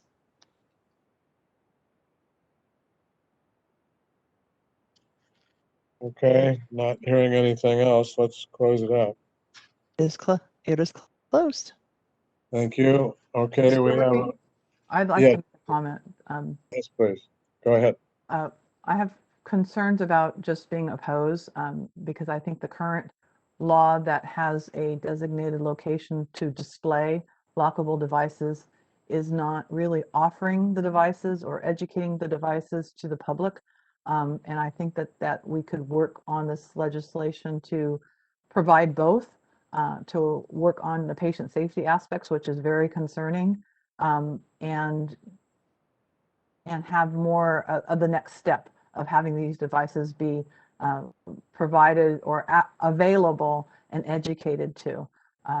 So I'm concerned that oppose would mean that we would no longer work with the sponsors to introduce any comments.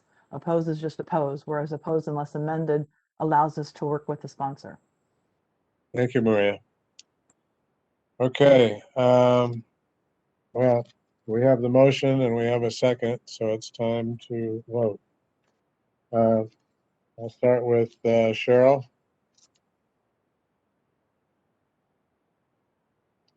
Are you unmuted? I'm sorry. Yes. Okay. Yes. Okay. Sung? Yes. Okay. Maria? No. Okay. I'm going to vote yes. So the motion passes. Thank you. And we'll move on to Assembly Bill 1533. Assembly Bill 1533 would extend the operations of the board until January 1, 2026, and make several other changes detailed in the meeting materials. I agree with staff's recommendation to establish a support position on the measure. The measure passed out of the Assembly Business and Professions Committee earlier this week. Members, do you have comments?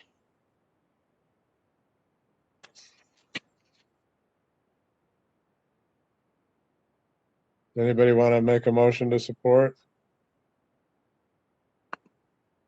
This is our. Maria. I so move.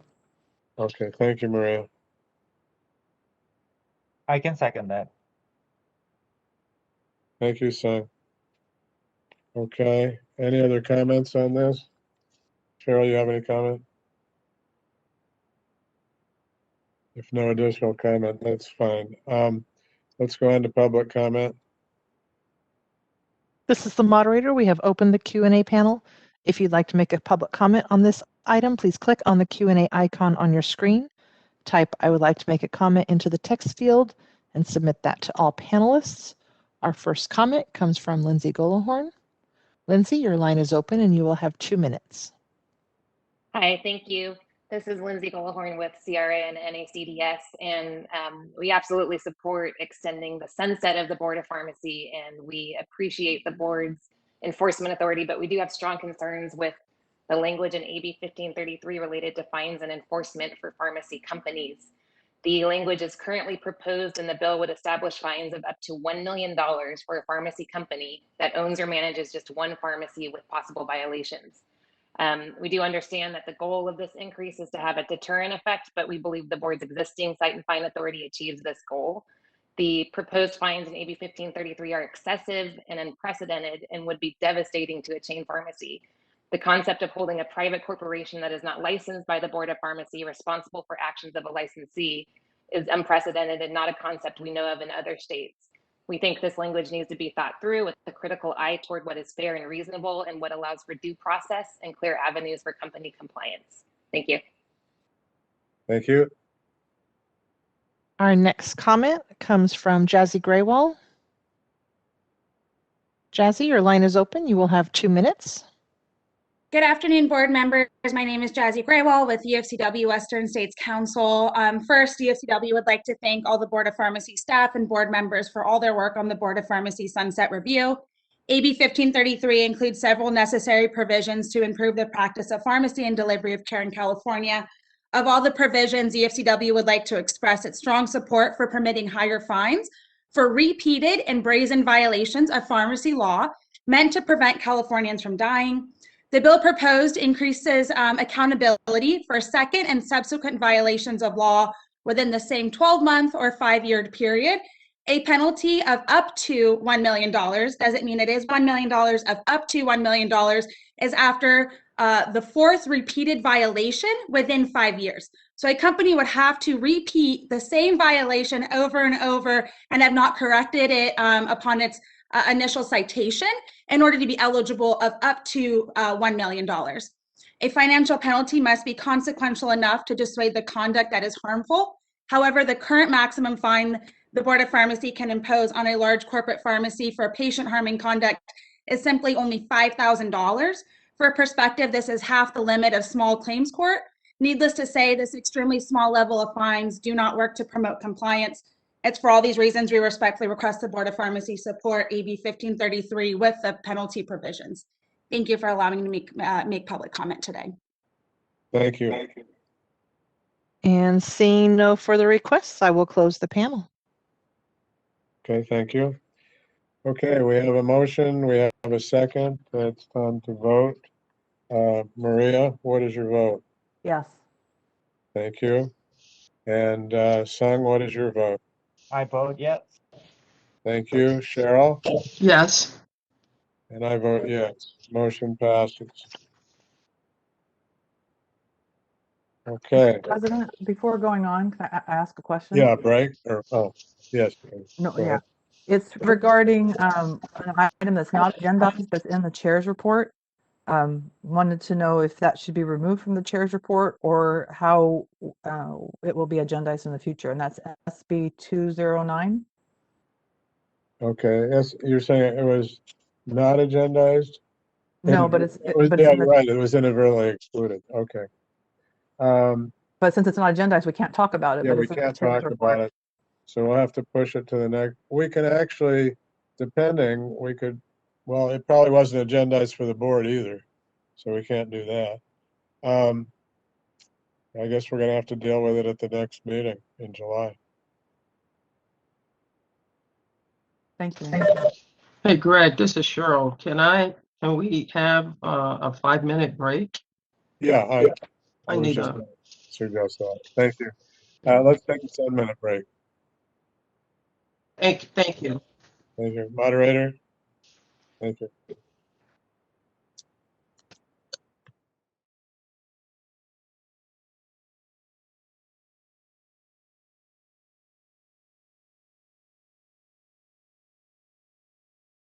It is, and we are ready to go.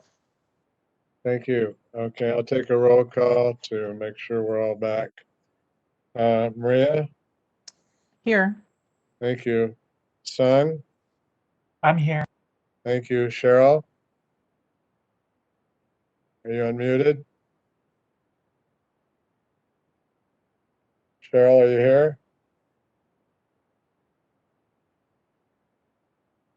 Not yet. Okay, I think we're gonna have to wait because we won't have a quorum. Actually, we will have a quorum. Okay. Hello, All right. I'm here. Sorry. Thank you. Mm-hmm. Okay. Senate Bill 306. As indicated in the meeting materials, SB 306 would allow a pharmacist to dispense a drug prescribed pursuant to EPT provisions without an individual name if prescription includes the word expedited partner therapy or the acronym EPT.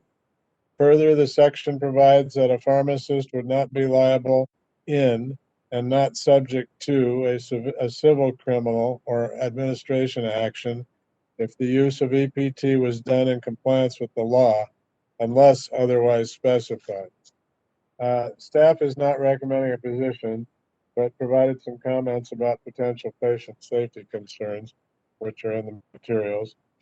I suggest that if we agree with the concerns identified, it may be appropriate to contact the author's office to determine if it would be possible to seek amendments to require a pharmacist to provide a phone number for consultation that could be used by the partner, as well as a requirement for a pharmacist to provide information about possible contraindications and safety warnings.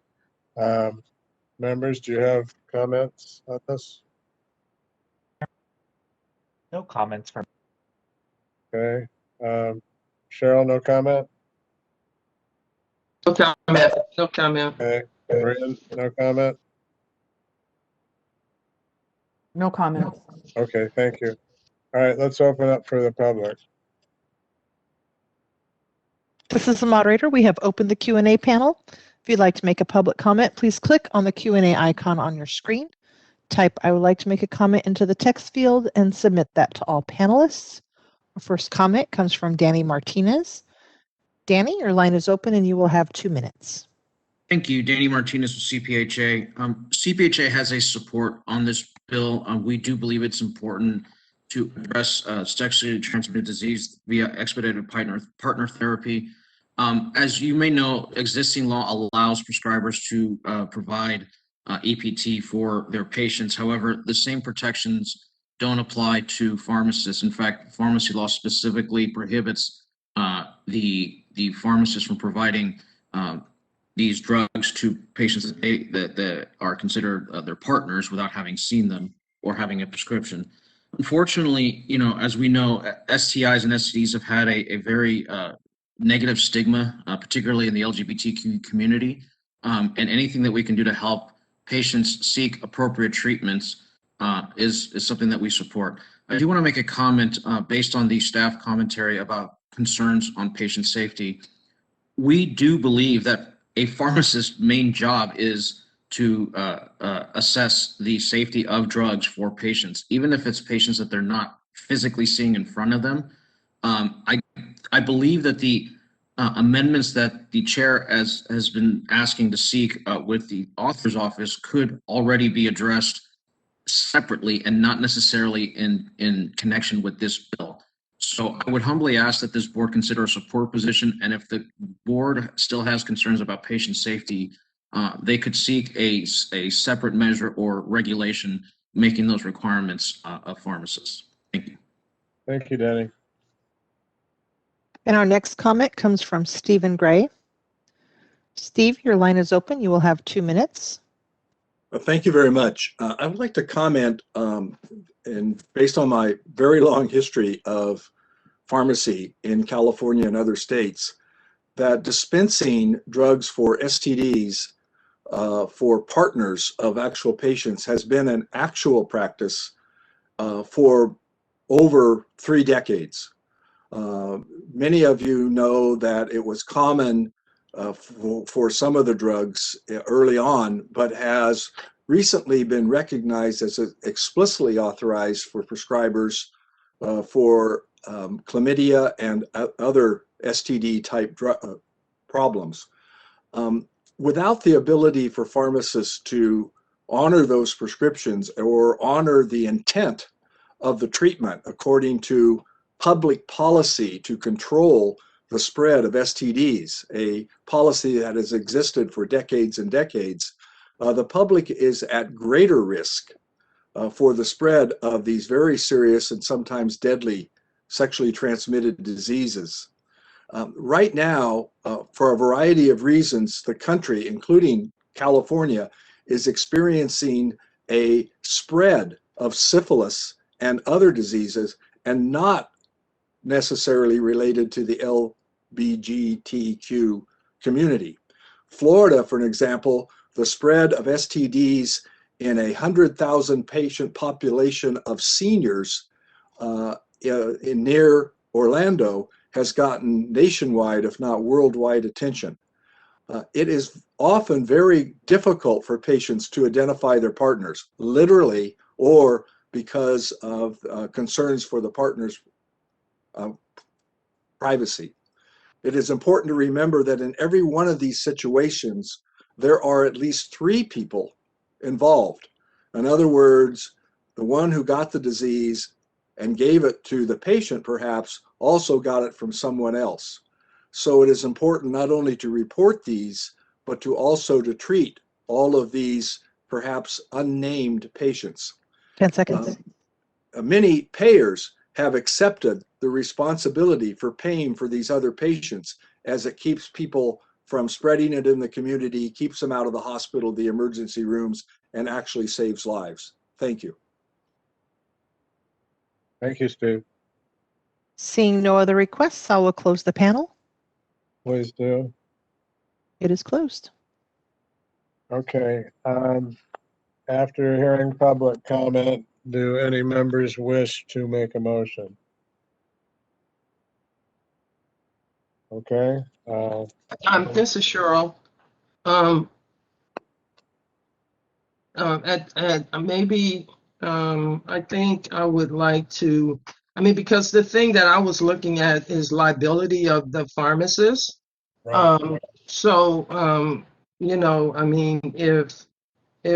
If that liability isn't there for the pharmacist, I would totally support this. I hear what everyone is saying here. So is there some, I'm trying to think, how can,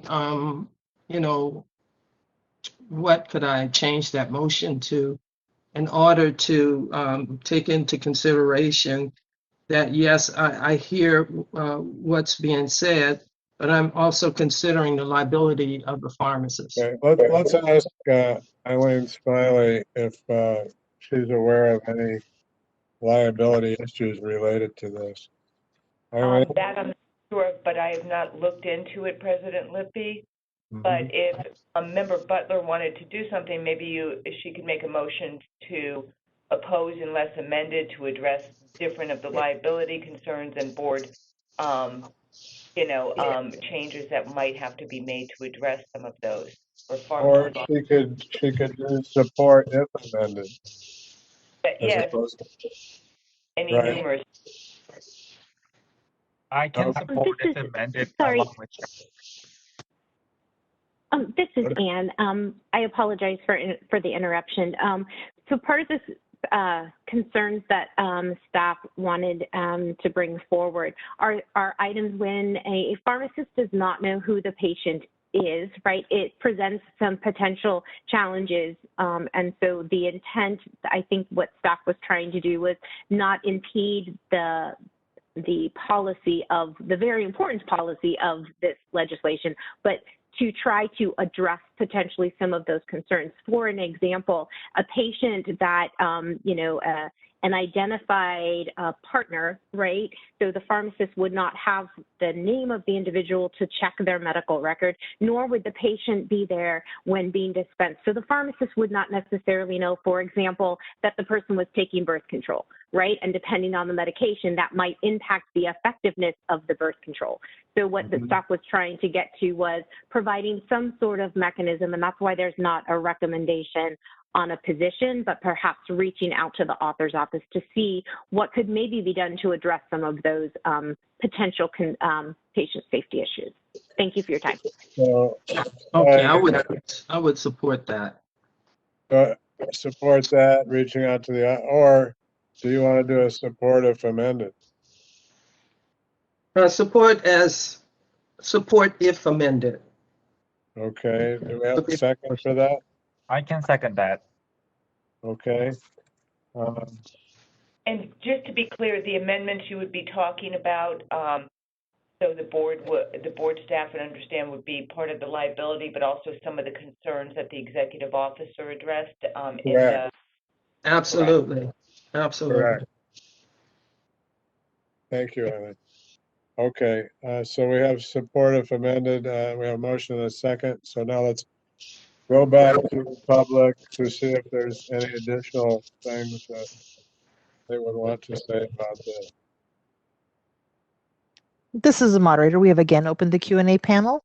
If you'd like to make any comments on this item, please click on the Q&A icon on your screen. Type "I would like to make a comment" into the text field and submit that to all panelists.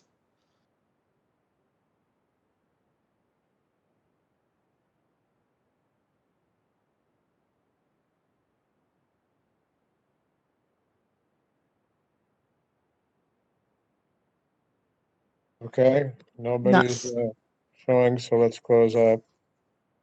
It is closed. Okay, having a motion and a second, it's time to vote. So let's start with Cheryl. Yes. Thank you. Don? Yes. Thank you. Maria? Yes. Thank you. I vote yes. Motion passes. Okay. Let's go on to Senate Bill 362.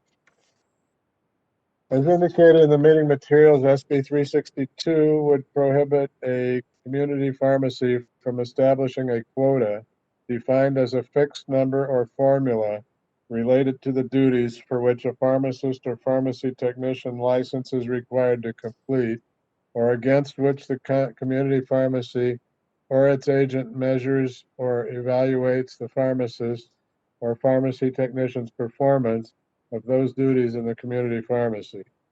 The measure includes significant penalties, some of which staff have identified as potentially problematic.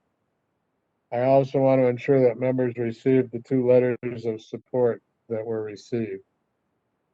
As I read the letter from the author, amendments will be forthcoming to address the concerns that were identified by staff.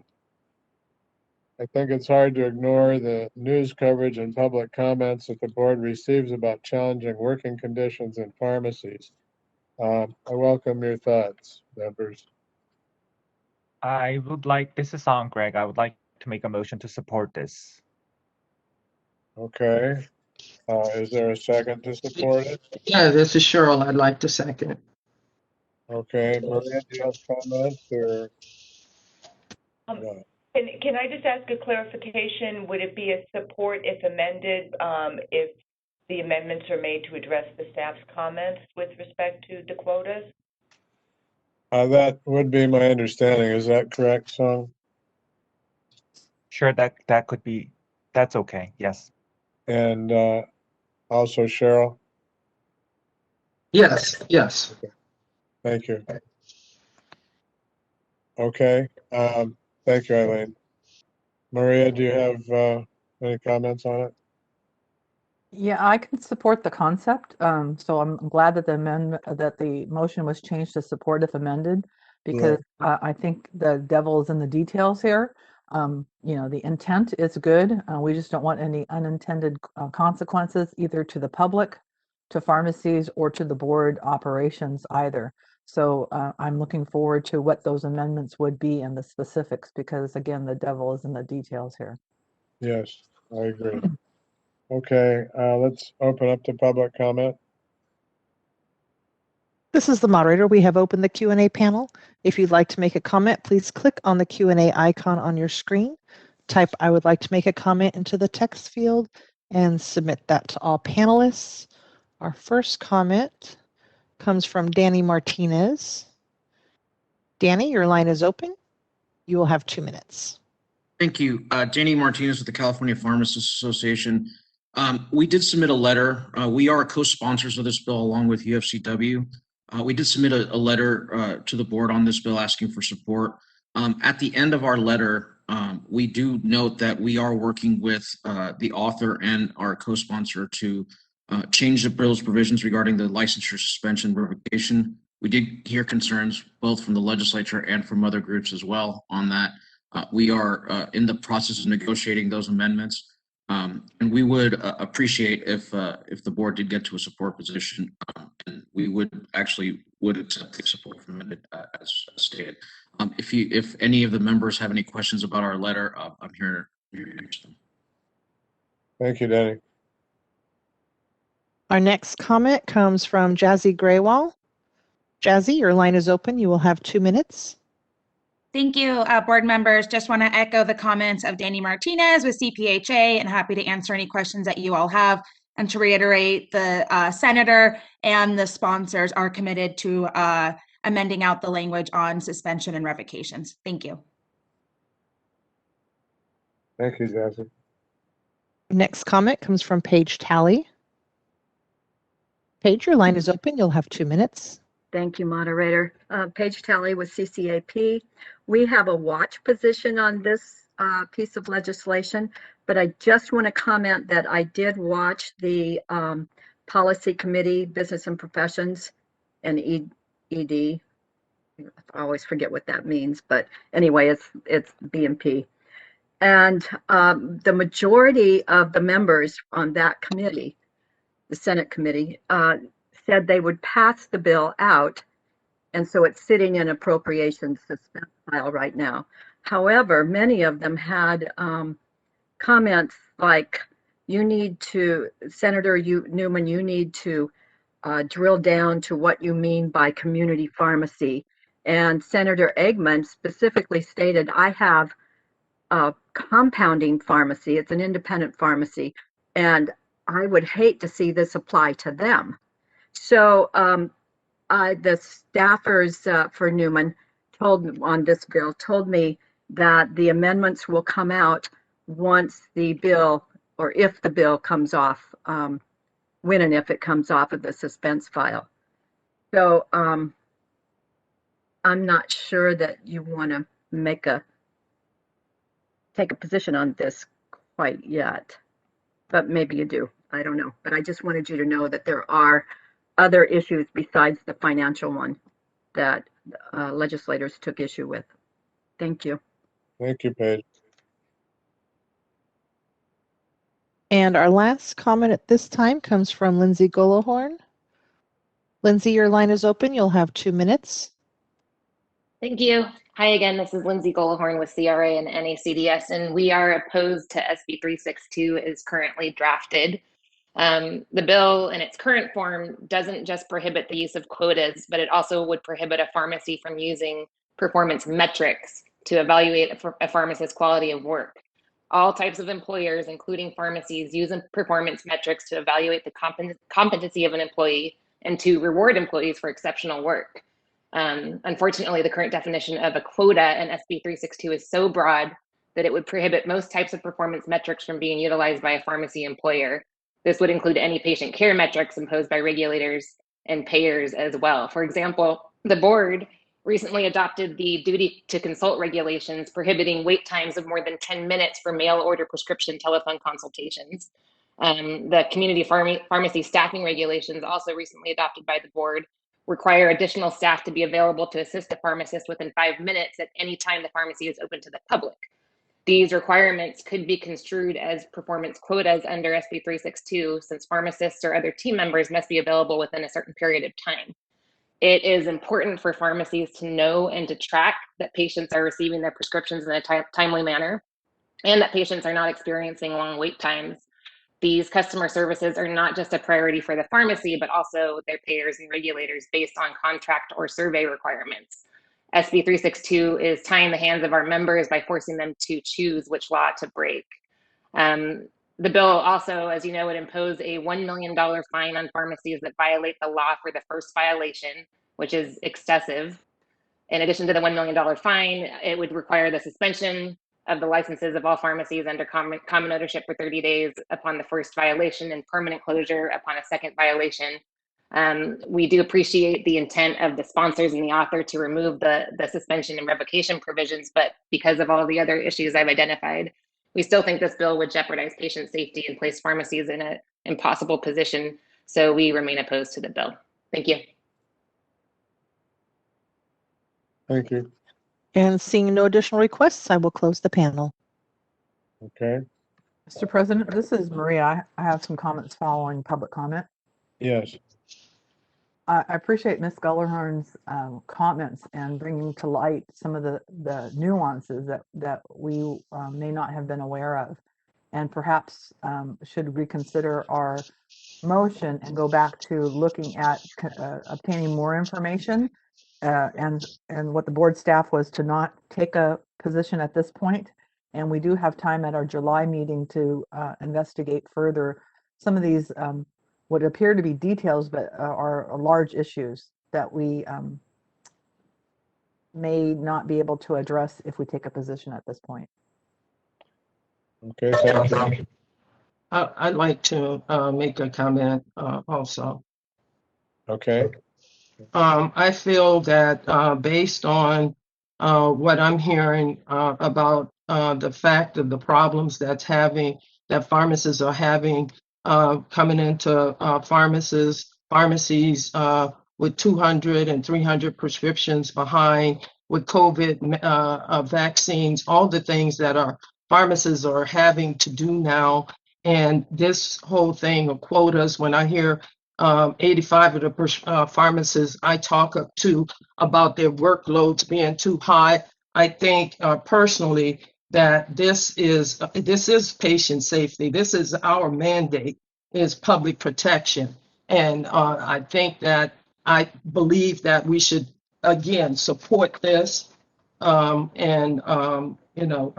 we can look at what other issues are there, but I certainly think we should take a support unless amended, what's on the. Support if amended. Yes. And the Thank you, language Cheryl. behind this is Greg. And the language in the bill also does carve out certain performance metrics. So I think those concerns are addressed. Okay.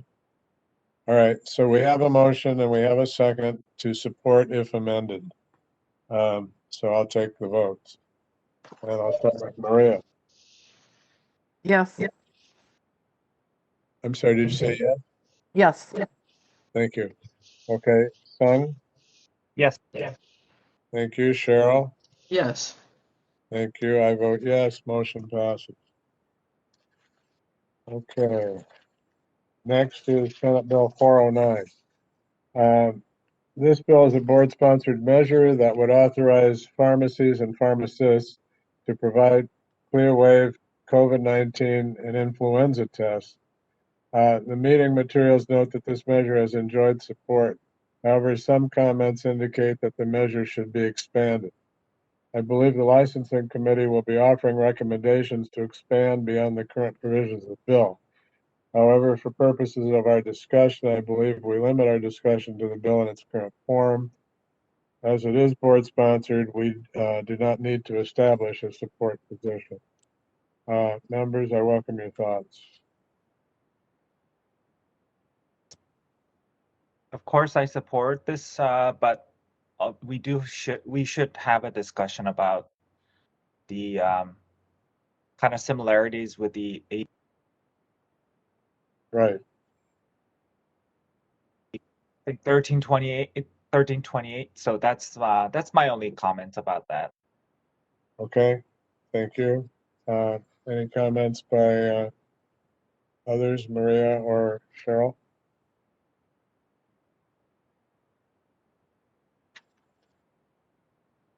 Okay. Not hearing any. Let's go on to public comment. This is the moderator. We have opened the Q&A panel. If you'd like to make a public comment on this item, please click on the Q&A icon on your screen. Type "I would like to make a comment" into the text field and submit that to all panelists. Our first comment comes from Danny Martinez. Danny, your line is open and you will have 2 minutes. Thank you. As this committee is aware, we do have a supportive amended position on SB 409 in its current form. Given the discussion that was had during the licensing committee about expanding COVID and flu CLIA tests to all CLIA tests, we are currently reevaluating our position on that. So for now, we remain a supportive amended, but we are, like I said, we are reconsidering our position. If the language is included to include all CLIA-waived tests, and we will have an updated position if and when that happens. Thank you. Our next comment comes from Lindsay Gullahorn. Lindsay, your line is open and you will have 2 minutes. Thank you. Hi again, this is Lindsay Gullahorn with CRA and NACDS. And as I mentioned when we were discussing AB 1328, we absolutely support allowing pharmacists to perform flu and COVID-19 tests. And we appreciate the board's work on this issue and hopeful that the board will expand this bill to allow pharmacists to perform all CLIA-waived tests. The licensing committee last week recently voted to do that, to expand their policy statement to do this, which we support and agree with, and we're happy to support this bill. Thank you. And seeing no additional requests, I will close the panel.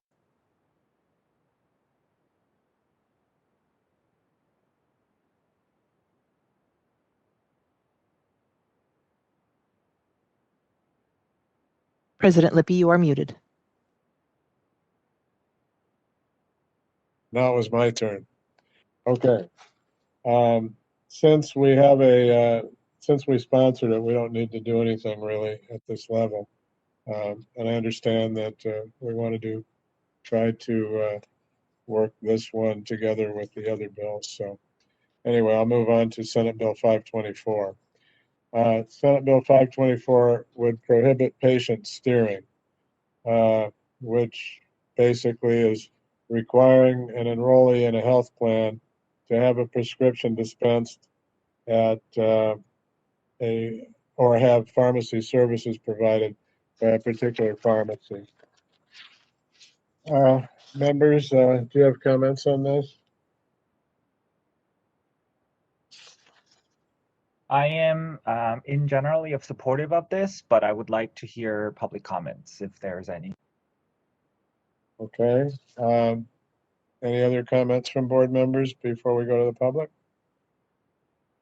Okay, let's go to the public. This is the moderator. We have opened the Q&A panel.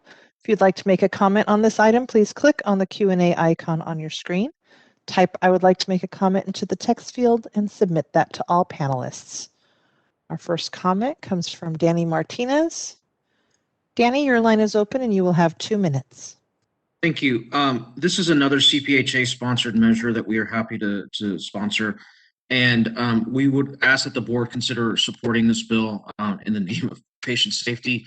There are several reports of longstanding relationships that patients had with their pharmacies in the community who then end up receiving a letter that all of a sudden they have to go to another pharmacy that happens to be owned by a PBM. This is not in the advancement or in the interest of patients at all. And in fact, has routinely disrupted patient care.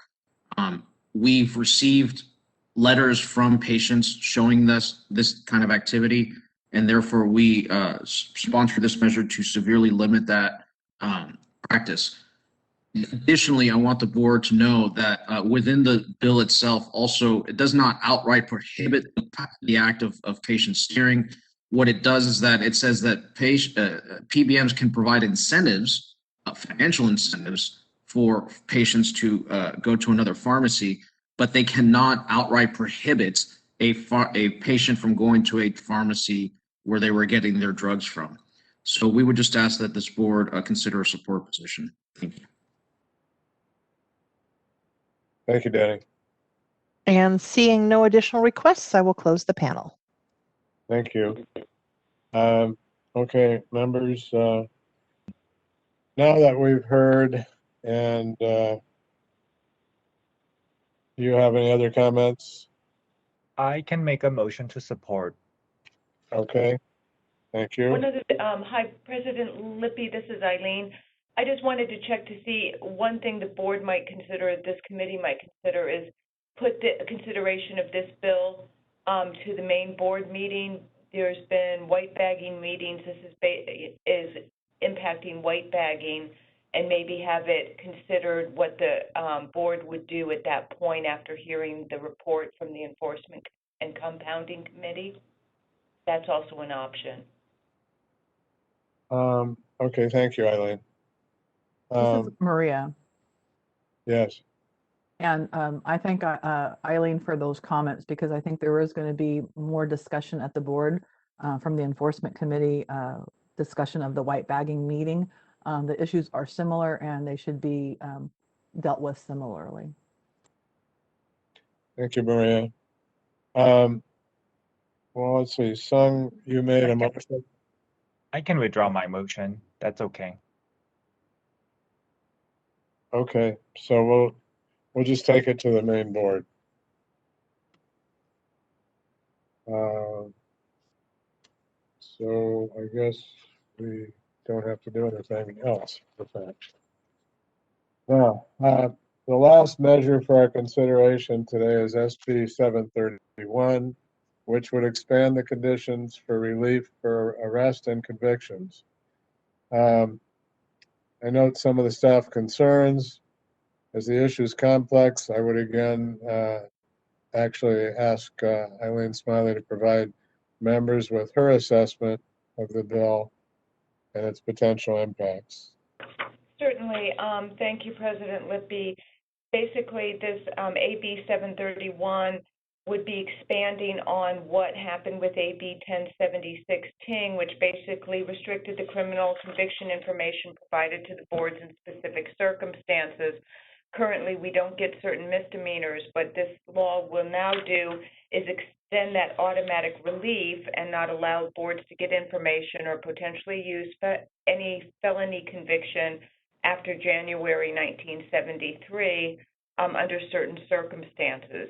There is no carve out for, the Board of Pharmacy or for any particular types of crimes that might have, direct bearing on whether somebody maybe should have access to and or be involved in dispensing dangerous drugs and controlled substances to the public. I would remind the board that when AB 1076 Ting first was proposed, the board had an opposed unless amended stance on that bill. But at this point, the conditions would be that it would apply to any conviction after January 1st, 1973, where the defendant was convicted of a felony, other than for which the defendant completed probation. So there isn't a big time limit. So if it appears they've completed all terms of incarceration, probation, mandatory supervision, and parole, then they would be eligible potentially for automatic relief, regardless of the time period. There is no carve out, as I said, for the different healing arts bureaus. So it's something the board might want to consider, as felonies are usually more serious crimes. Are there categories of crimes, for instance, theft of, drugs or other types of fraud type instances that might be covered under felonies that would have a direct bearing on whether or not the board should be able to get that information to assess whether somebody is suitable to obtain a license to deal with both dangerous and controlled substances. Thank you, Eileen. Okay, members, comments? This is Maria. I remember the discussion that we had on the previous bill, so thank you, Eileen, for bringing that up. And there were very serious concerns about the lack of transparency on quote-unquote minor crimes. This is much more serious, and I think that this really does impact the public and the board to a great extent. And so I'd like to move that we do an oppose unless amended. Okay, thank you. Do we have a second? I can second that. Okay. And could I just suggest a clarification, maybe to include amendments, identifying more specifically or carving out certain crimes or felonies that might have a direct bearing on the licensing decisions made for the reasons I stated? Yes, I'm sure that I would like to actually make it a little bit broader than that, because who would determine have a bearing? Does that would kind of require some sort of judgment. So I'm not sure if there's a way to provide some guardrails or something like that, or if we should just say oppose. You want to just go oppose and go with all oppose unless amended, but that it would be all, not just limited to those that have a bearing on the Board of Pharmacy. I don't know how you would be able to say what has a bearing on the Board of Pharmacy. Does or is it only going to be drug trafficking or that kind of stuff? So I'd be very concerned about having some sort of judgment or limitation on it. I think we should be informed of all felonies. Well, Maria, what amendment would you propose then? That the board be exempt and that this communication continue to the Board of Pharmacy or something to such, something as such, so that we're not. Oh, so you're saying you would support it if the board was exempted from it? At this point, unless Eileen or the staff have a different recommendation, that would be my motion. Okay, so you don't want to go straight opposed then? So it would be, you're making a motion to oppose it unless the Board of Pharmacy is exempted from this, correct? Yes, that's what it sounds. Okay, do we have a second to that motion? I have a question. So this is speaking to felonies, correct? Yes. Okay. Yes. Chairperson Lippy, my notes indicate that Sung was the second on the motion. Could I please clarify if that's correct? He was originally, but, okay. So, Sung, you agree that it's opposed unless amended and that the amendment would be to exempt the pharmacy board? Yes, that is agreeable. Okay, thank you. Okay, then we have a motion and a second. Let's open up to public comments. This is the moderator. We have opened the Q&A panel. If you'd like to make a comment on this item, please click on the Q&A icon on your screen. Type "I would like to make a comment" into the text field and submit that to all panelists.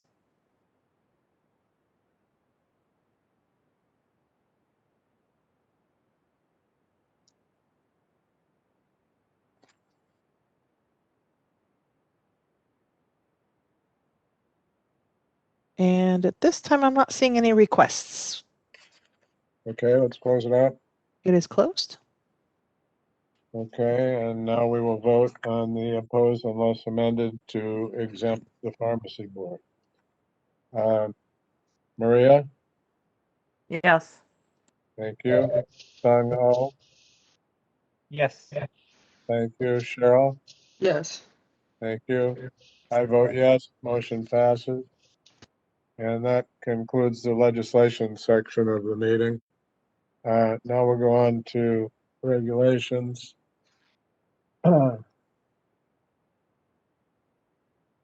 Okay, as we move to the regulation portion, I note the information provided is informational only. As such, I intend to ask for public comment following each agenda section as opposed to following each regulation specifically.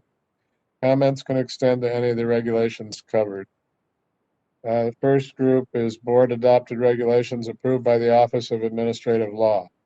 The board has two regulation packages that were recently approved by the Office of Administrative Law. The Community Pharmacy Staffing Regulation establishes the criteria a pharmacy must meet to identify and ensure a person is assigned to assist a pharmacist in compliance with BPC Section 4113.5. The regulation took effect on September 15th, 2020. Are there any comments on this? Okay. Any public comments? We have opened the Q&A panel. If you'd like to make a comment on this item, please click on the Q&A icon on your screen.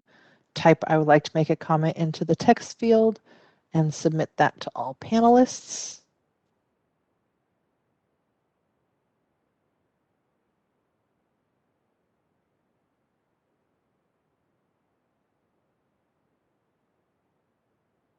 Seeing none, I will close the panel.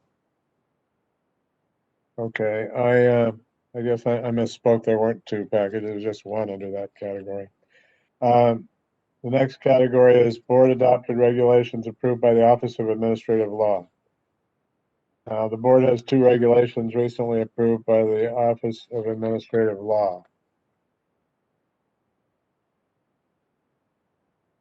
First is proposed regulation to amend Title 16, Sections 1702, 1702.1, 1702.5, which are renewal requirements. The proposal updates the renewal requirement language to apply similarly across most licensing programs. Such an approach will reduce administrative workload associated when new licensing programs are established. This measure was approved on March 1, 2021, and will take effect July 1, 2021. Next is proposed regulation to amend Title 16 CCR Section 1708 to 1783 related to dangerous drug distributors and third-party logistics providers. This proposal establishes the regulatory framework for third-party logistics providers. The measure was approved on February 22nd, 2021, and will take effect, or did take effect April 1st. Members, are there any comments on these two regulations? Hearing none, let's open for public comment. This is the moderator. We've opened the Q&A panel. If you'd like to make a public comment on either of these two regulation packages, please click on the Q&A icon on your screen, type "I would like to make a comment" into the text field, and submit that to all panelists.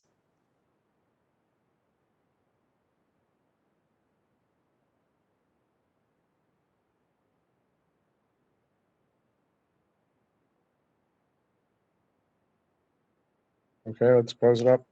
And we'll close it. Thank you. Next is discussion and consideration of board adopted regulations undergoing final review by the Office of Administrative Law. Members, the board has 3 regulations undergoing final review by the Office of Administrative Law. The first is proposed regulation to amend Title 16, Section 1707, off-site storage. This proposal amends the board's regulations regarding the waiver requirements for off-site storage of records to allow those entities previously cited for a records violation to be eligible for a waiver to store records off-site. Formal review by the Office of Administrative Law began on December 10th, 2020. Review deadline was extended to May 28, 2021, pursuant to Governor Newsom's executive order. OAL's review may be extended in 60-day increments. However, only 2 60-day extensions are permitted. Proposed regulations to add Title 16 CCR Section 1717.5 related to an automatic refill program. This proposal establishes regulatory requirements for automated refill programs. Formal review by OAL began on March 30th, 2021. Next is proposed regulation to amend Title 16 CCR Section 1711 related to quality assurance programs for ADDS, Section 1713 related to use of an APDS, and ADD Section 1715.1 related to the ADDS self-assessment forms 17M-112. The proposal will require submission of quality assurance records to the board, update the board regulations with respect to the use of an APDS, and identify the specific requirements for the annual completion of the ADDS self-assessment form. Formal review by OAL began on April 7th, 2021. Members, do you have any comments on these regulations that I just read? Okay, let's open for public comment. This is moderator. We've opened the Q&A panel. If you'd like to make a comment on any of the 3 regulation packages just discussed, please click on the Q&A icon on your screen, type "I would like to make a comment" into the text field, and submit that to all panelists.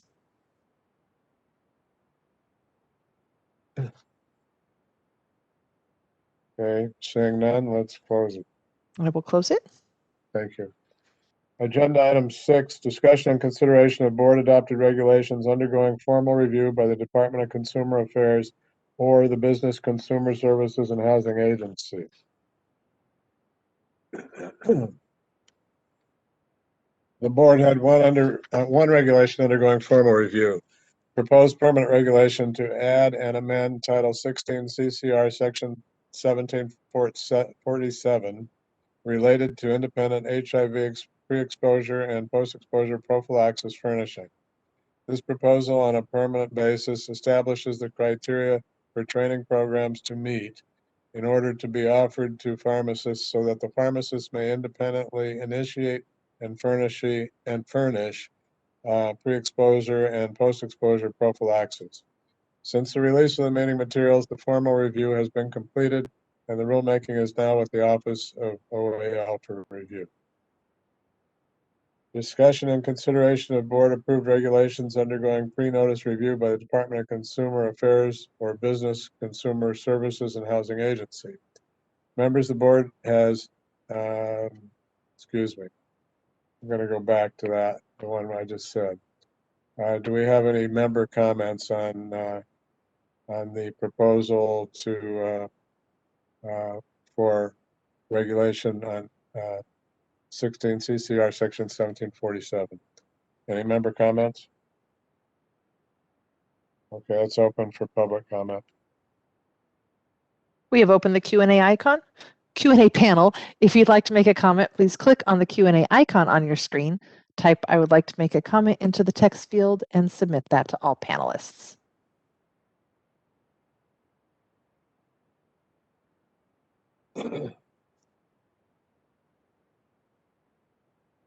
Okay, seeing none, let's close it. It is closed. Thank you.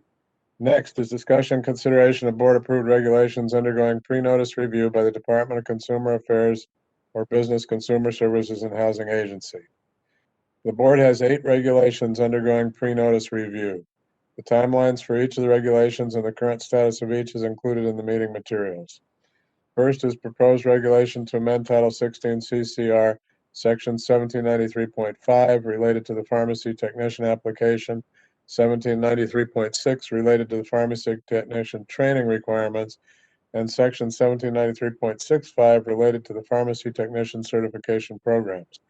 This proposal establishes the training requirements and certification programs and updates the application for licensure for pharmacy technicians. Next one is proposed regulation to amend Title 16 CCR Section 1709 related to pharmacy ownership, management, and control, including through trusts. This proposal amends the board's regulations regarding ownership to include provisions relating to trust ownership of pharmacies.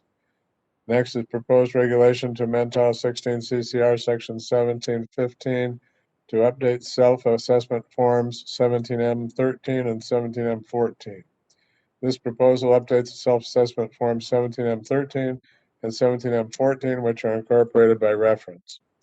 Next is proposed regulation to amend Title 16 CCR Section 1784 to update the wholesaler 3PL self-assessment form 17M26. This proposal updates the self-assessment form 17M26, which is incorporated by reference in the section. Next is proposed regulation to amend Title 16 CCR Section 1715.65 related to inventory reconciliation. This proposal amends and clarifies the requirements for the completion of the inventory reconciliation report. Next is proposed regulation to amend Title 16 CCR Section 1715.6 related to drug losses. This proposal amends the drug loss reporting requirements to further define when drug losses must be reported and to increase clarity for the regulated public. Next is proposed regulation to amend Title 16 CCR Section 1704 related to address change notification. This proposal amends the board's regulation regarding the requirements for a licensee to maintain a current electronic mail address with the board, should the licensee have one. Next is proposed regulation to add Title 16 CCR Section 1708.1 related to the temporary closure of facilities. This proposal establishes the notification requirement for the temporary closure of licensed facilities. Members, are there any comments on these past 8 regulations that I read? Okay, let's open up for public comment. This is the moderator. We have opened the Q&A panel. If you'd like to make a public comment on the previous 8 items mentioned, please click on the Q&A icon on your screen. Type "I would like to make a comment" into the text field and submit that to all panelists.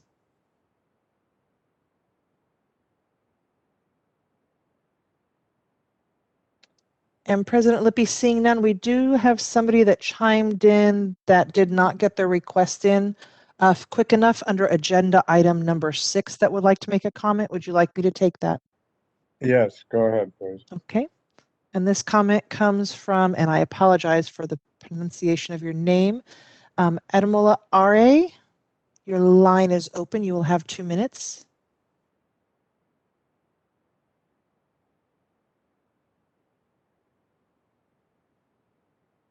Oh, sorry about that. I didn't mean to make a comment. I didn't intend to. I just, I don't know if my internet service had cut off, and by the time I was able to connect again, it seemed like the board was already done discussing the matter. So, not a apologies problem. for that. Yeah. No problem. Thank you. Okay, let's close up. Okay, next is agenda item 7. Discussion and consideration of board adopted regulations. Staff drafting final rulemaking documents for final review by the Department of Consumer Affairs and the Business Consumer Services and Housing Agency. This is proposed regulation to amend Title 16 CCR Section 1735.2 to update the compounding self-assessment form 17M39. This is the final regulation for update today. The proposal updates the self-assessment form 17M39 as incorporated by reference in Title 16 CCR Section 1735.2. Members, our next committee meeting is scheduled for July 15th, 2021. Additional dates are detailed in the chair report. I'd like to thank all members of the public who observed or participated in the meeting today. The meeting is now adjourned. Bye, guys. Bye. See you at the board meeting. Yes, bye.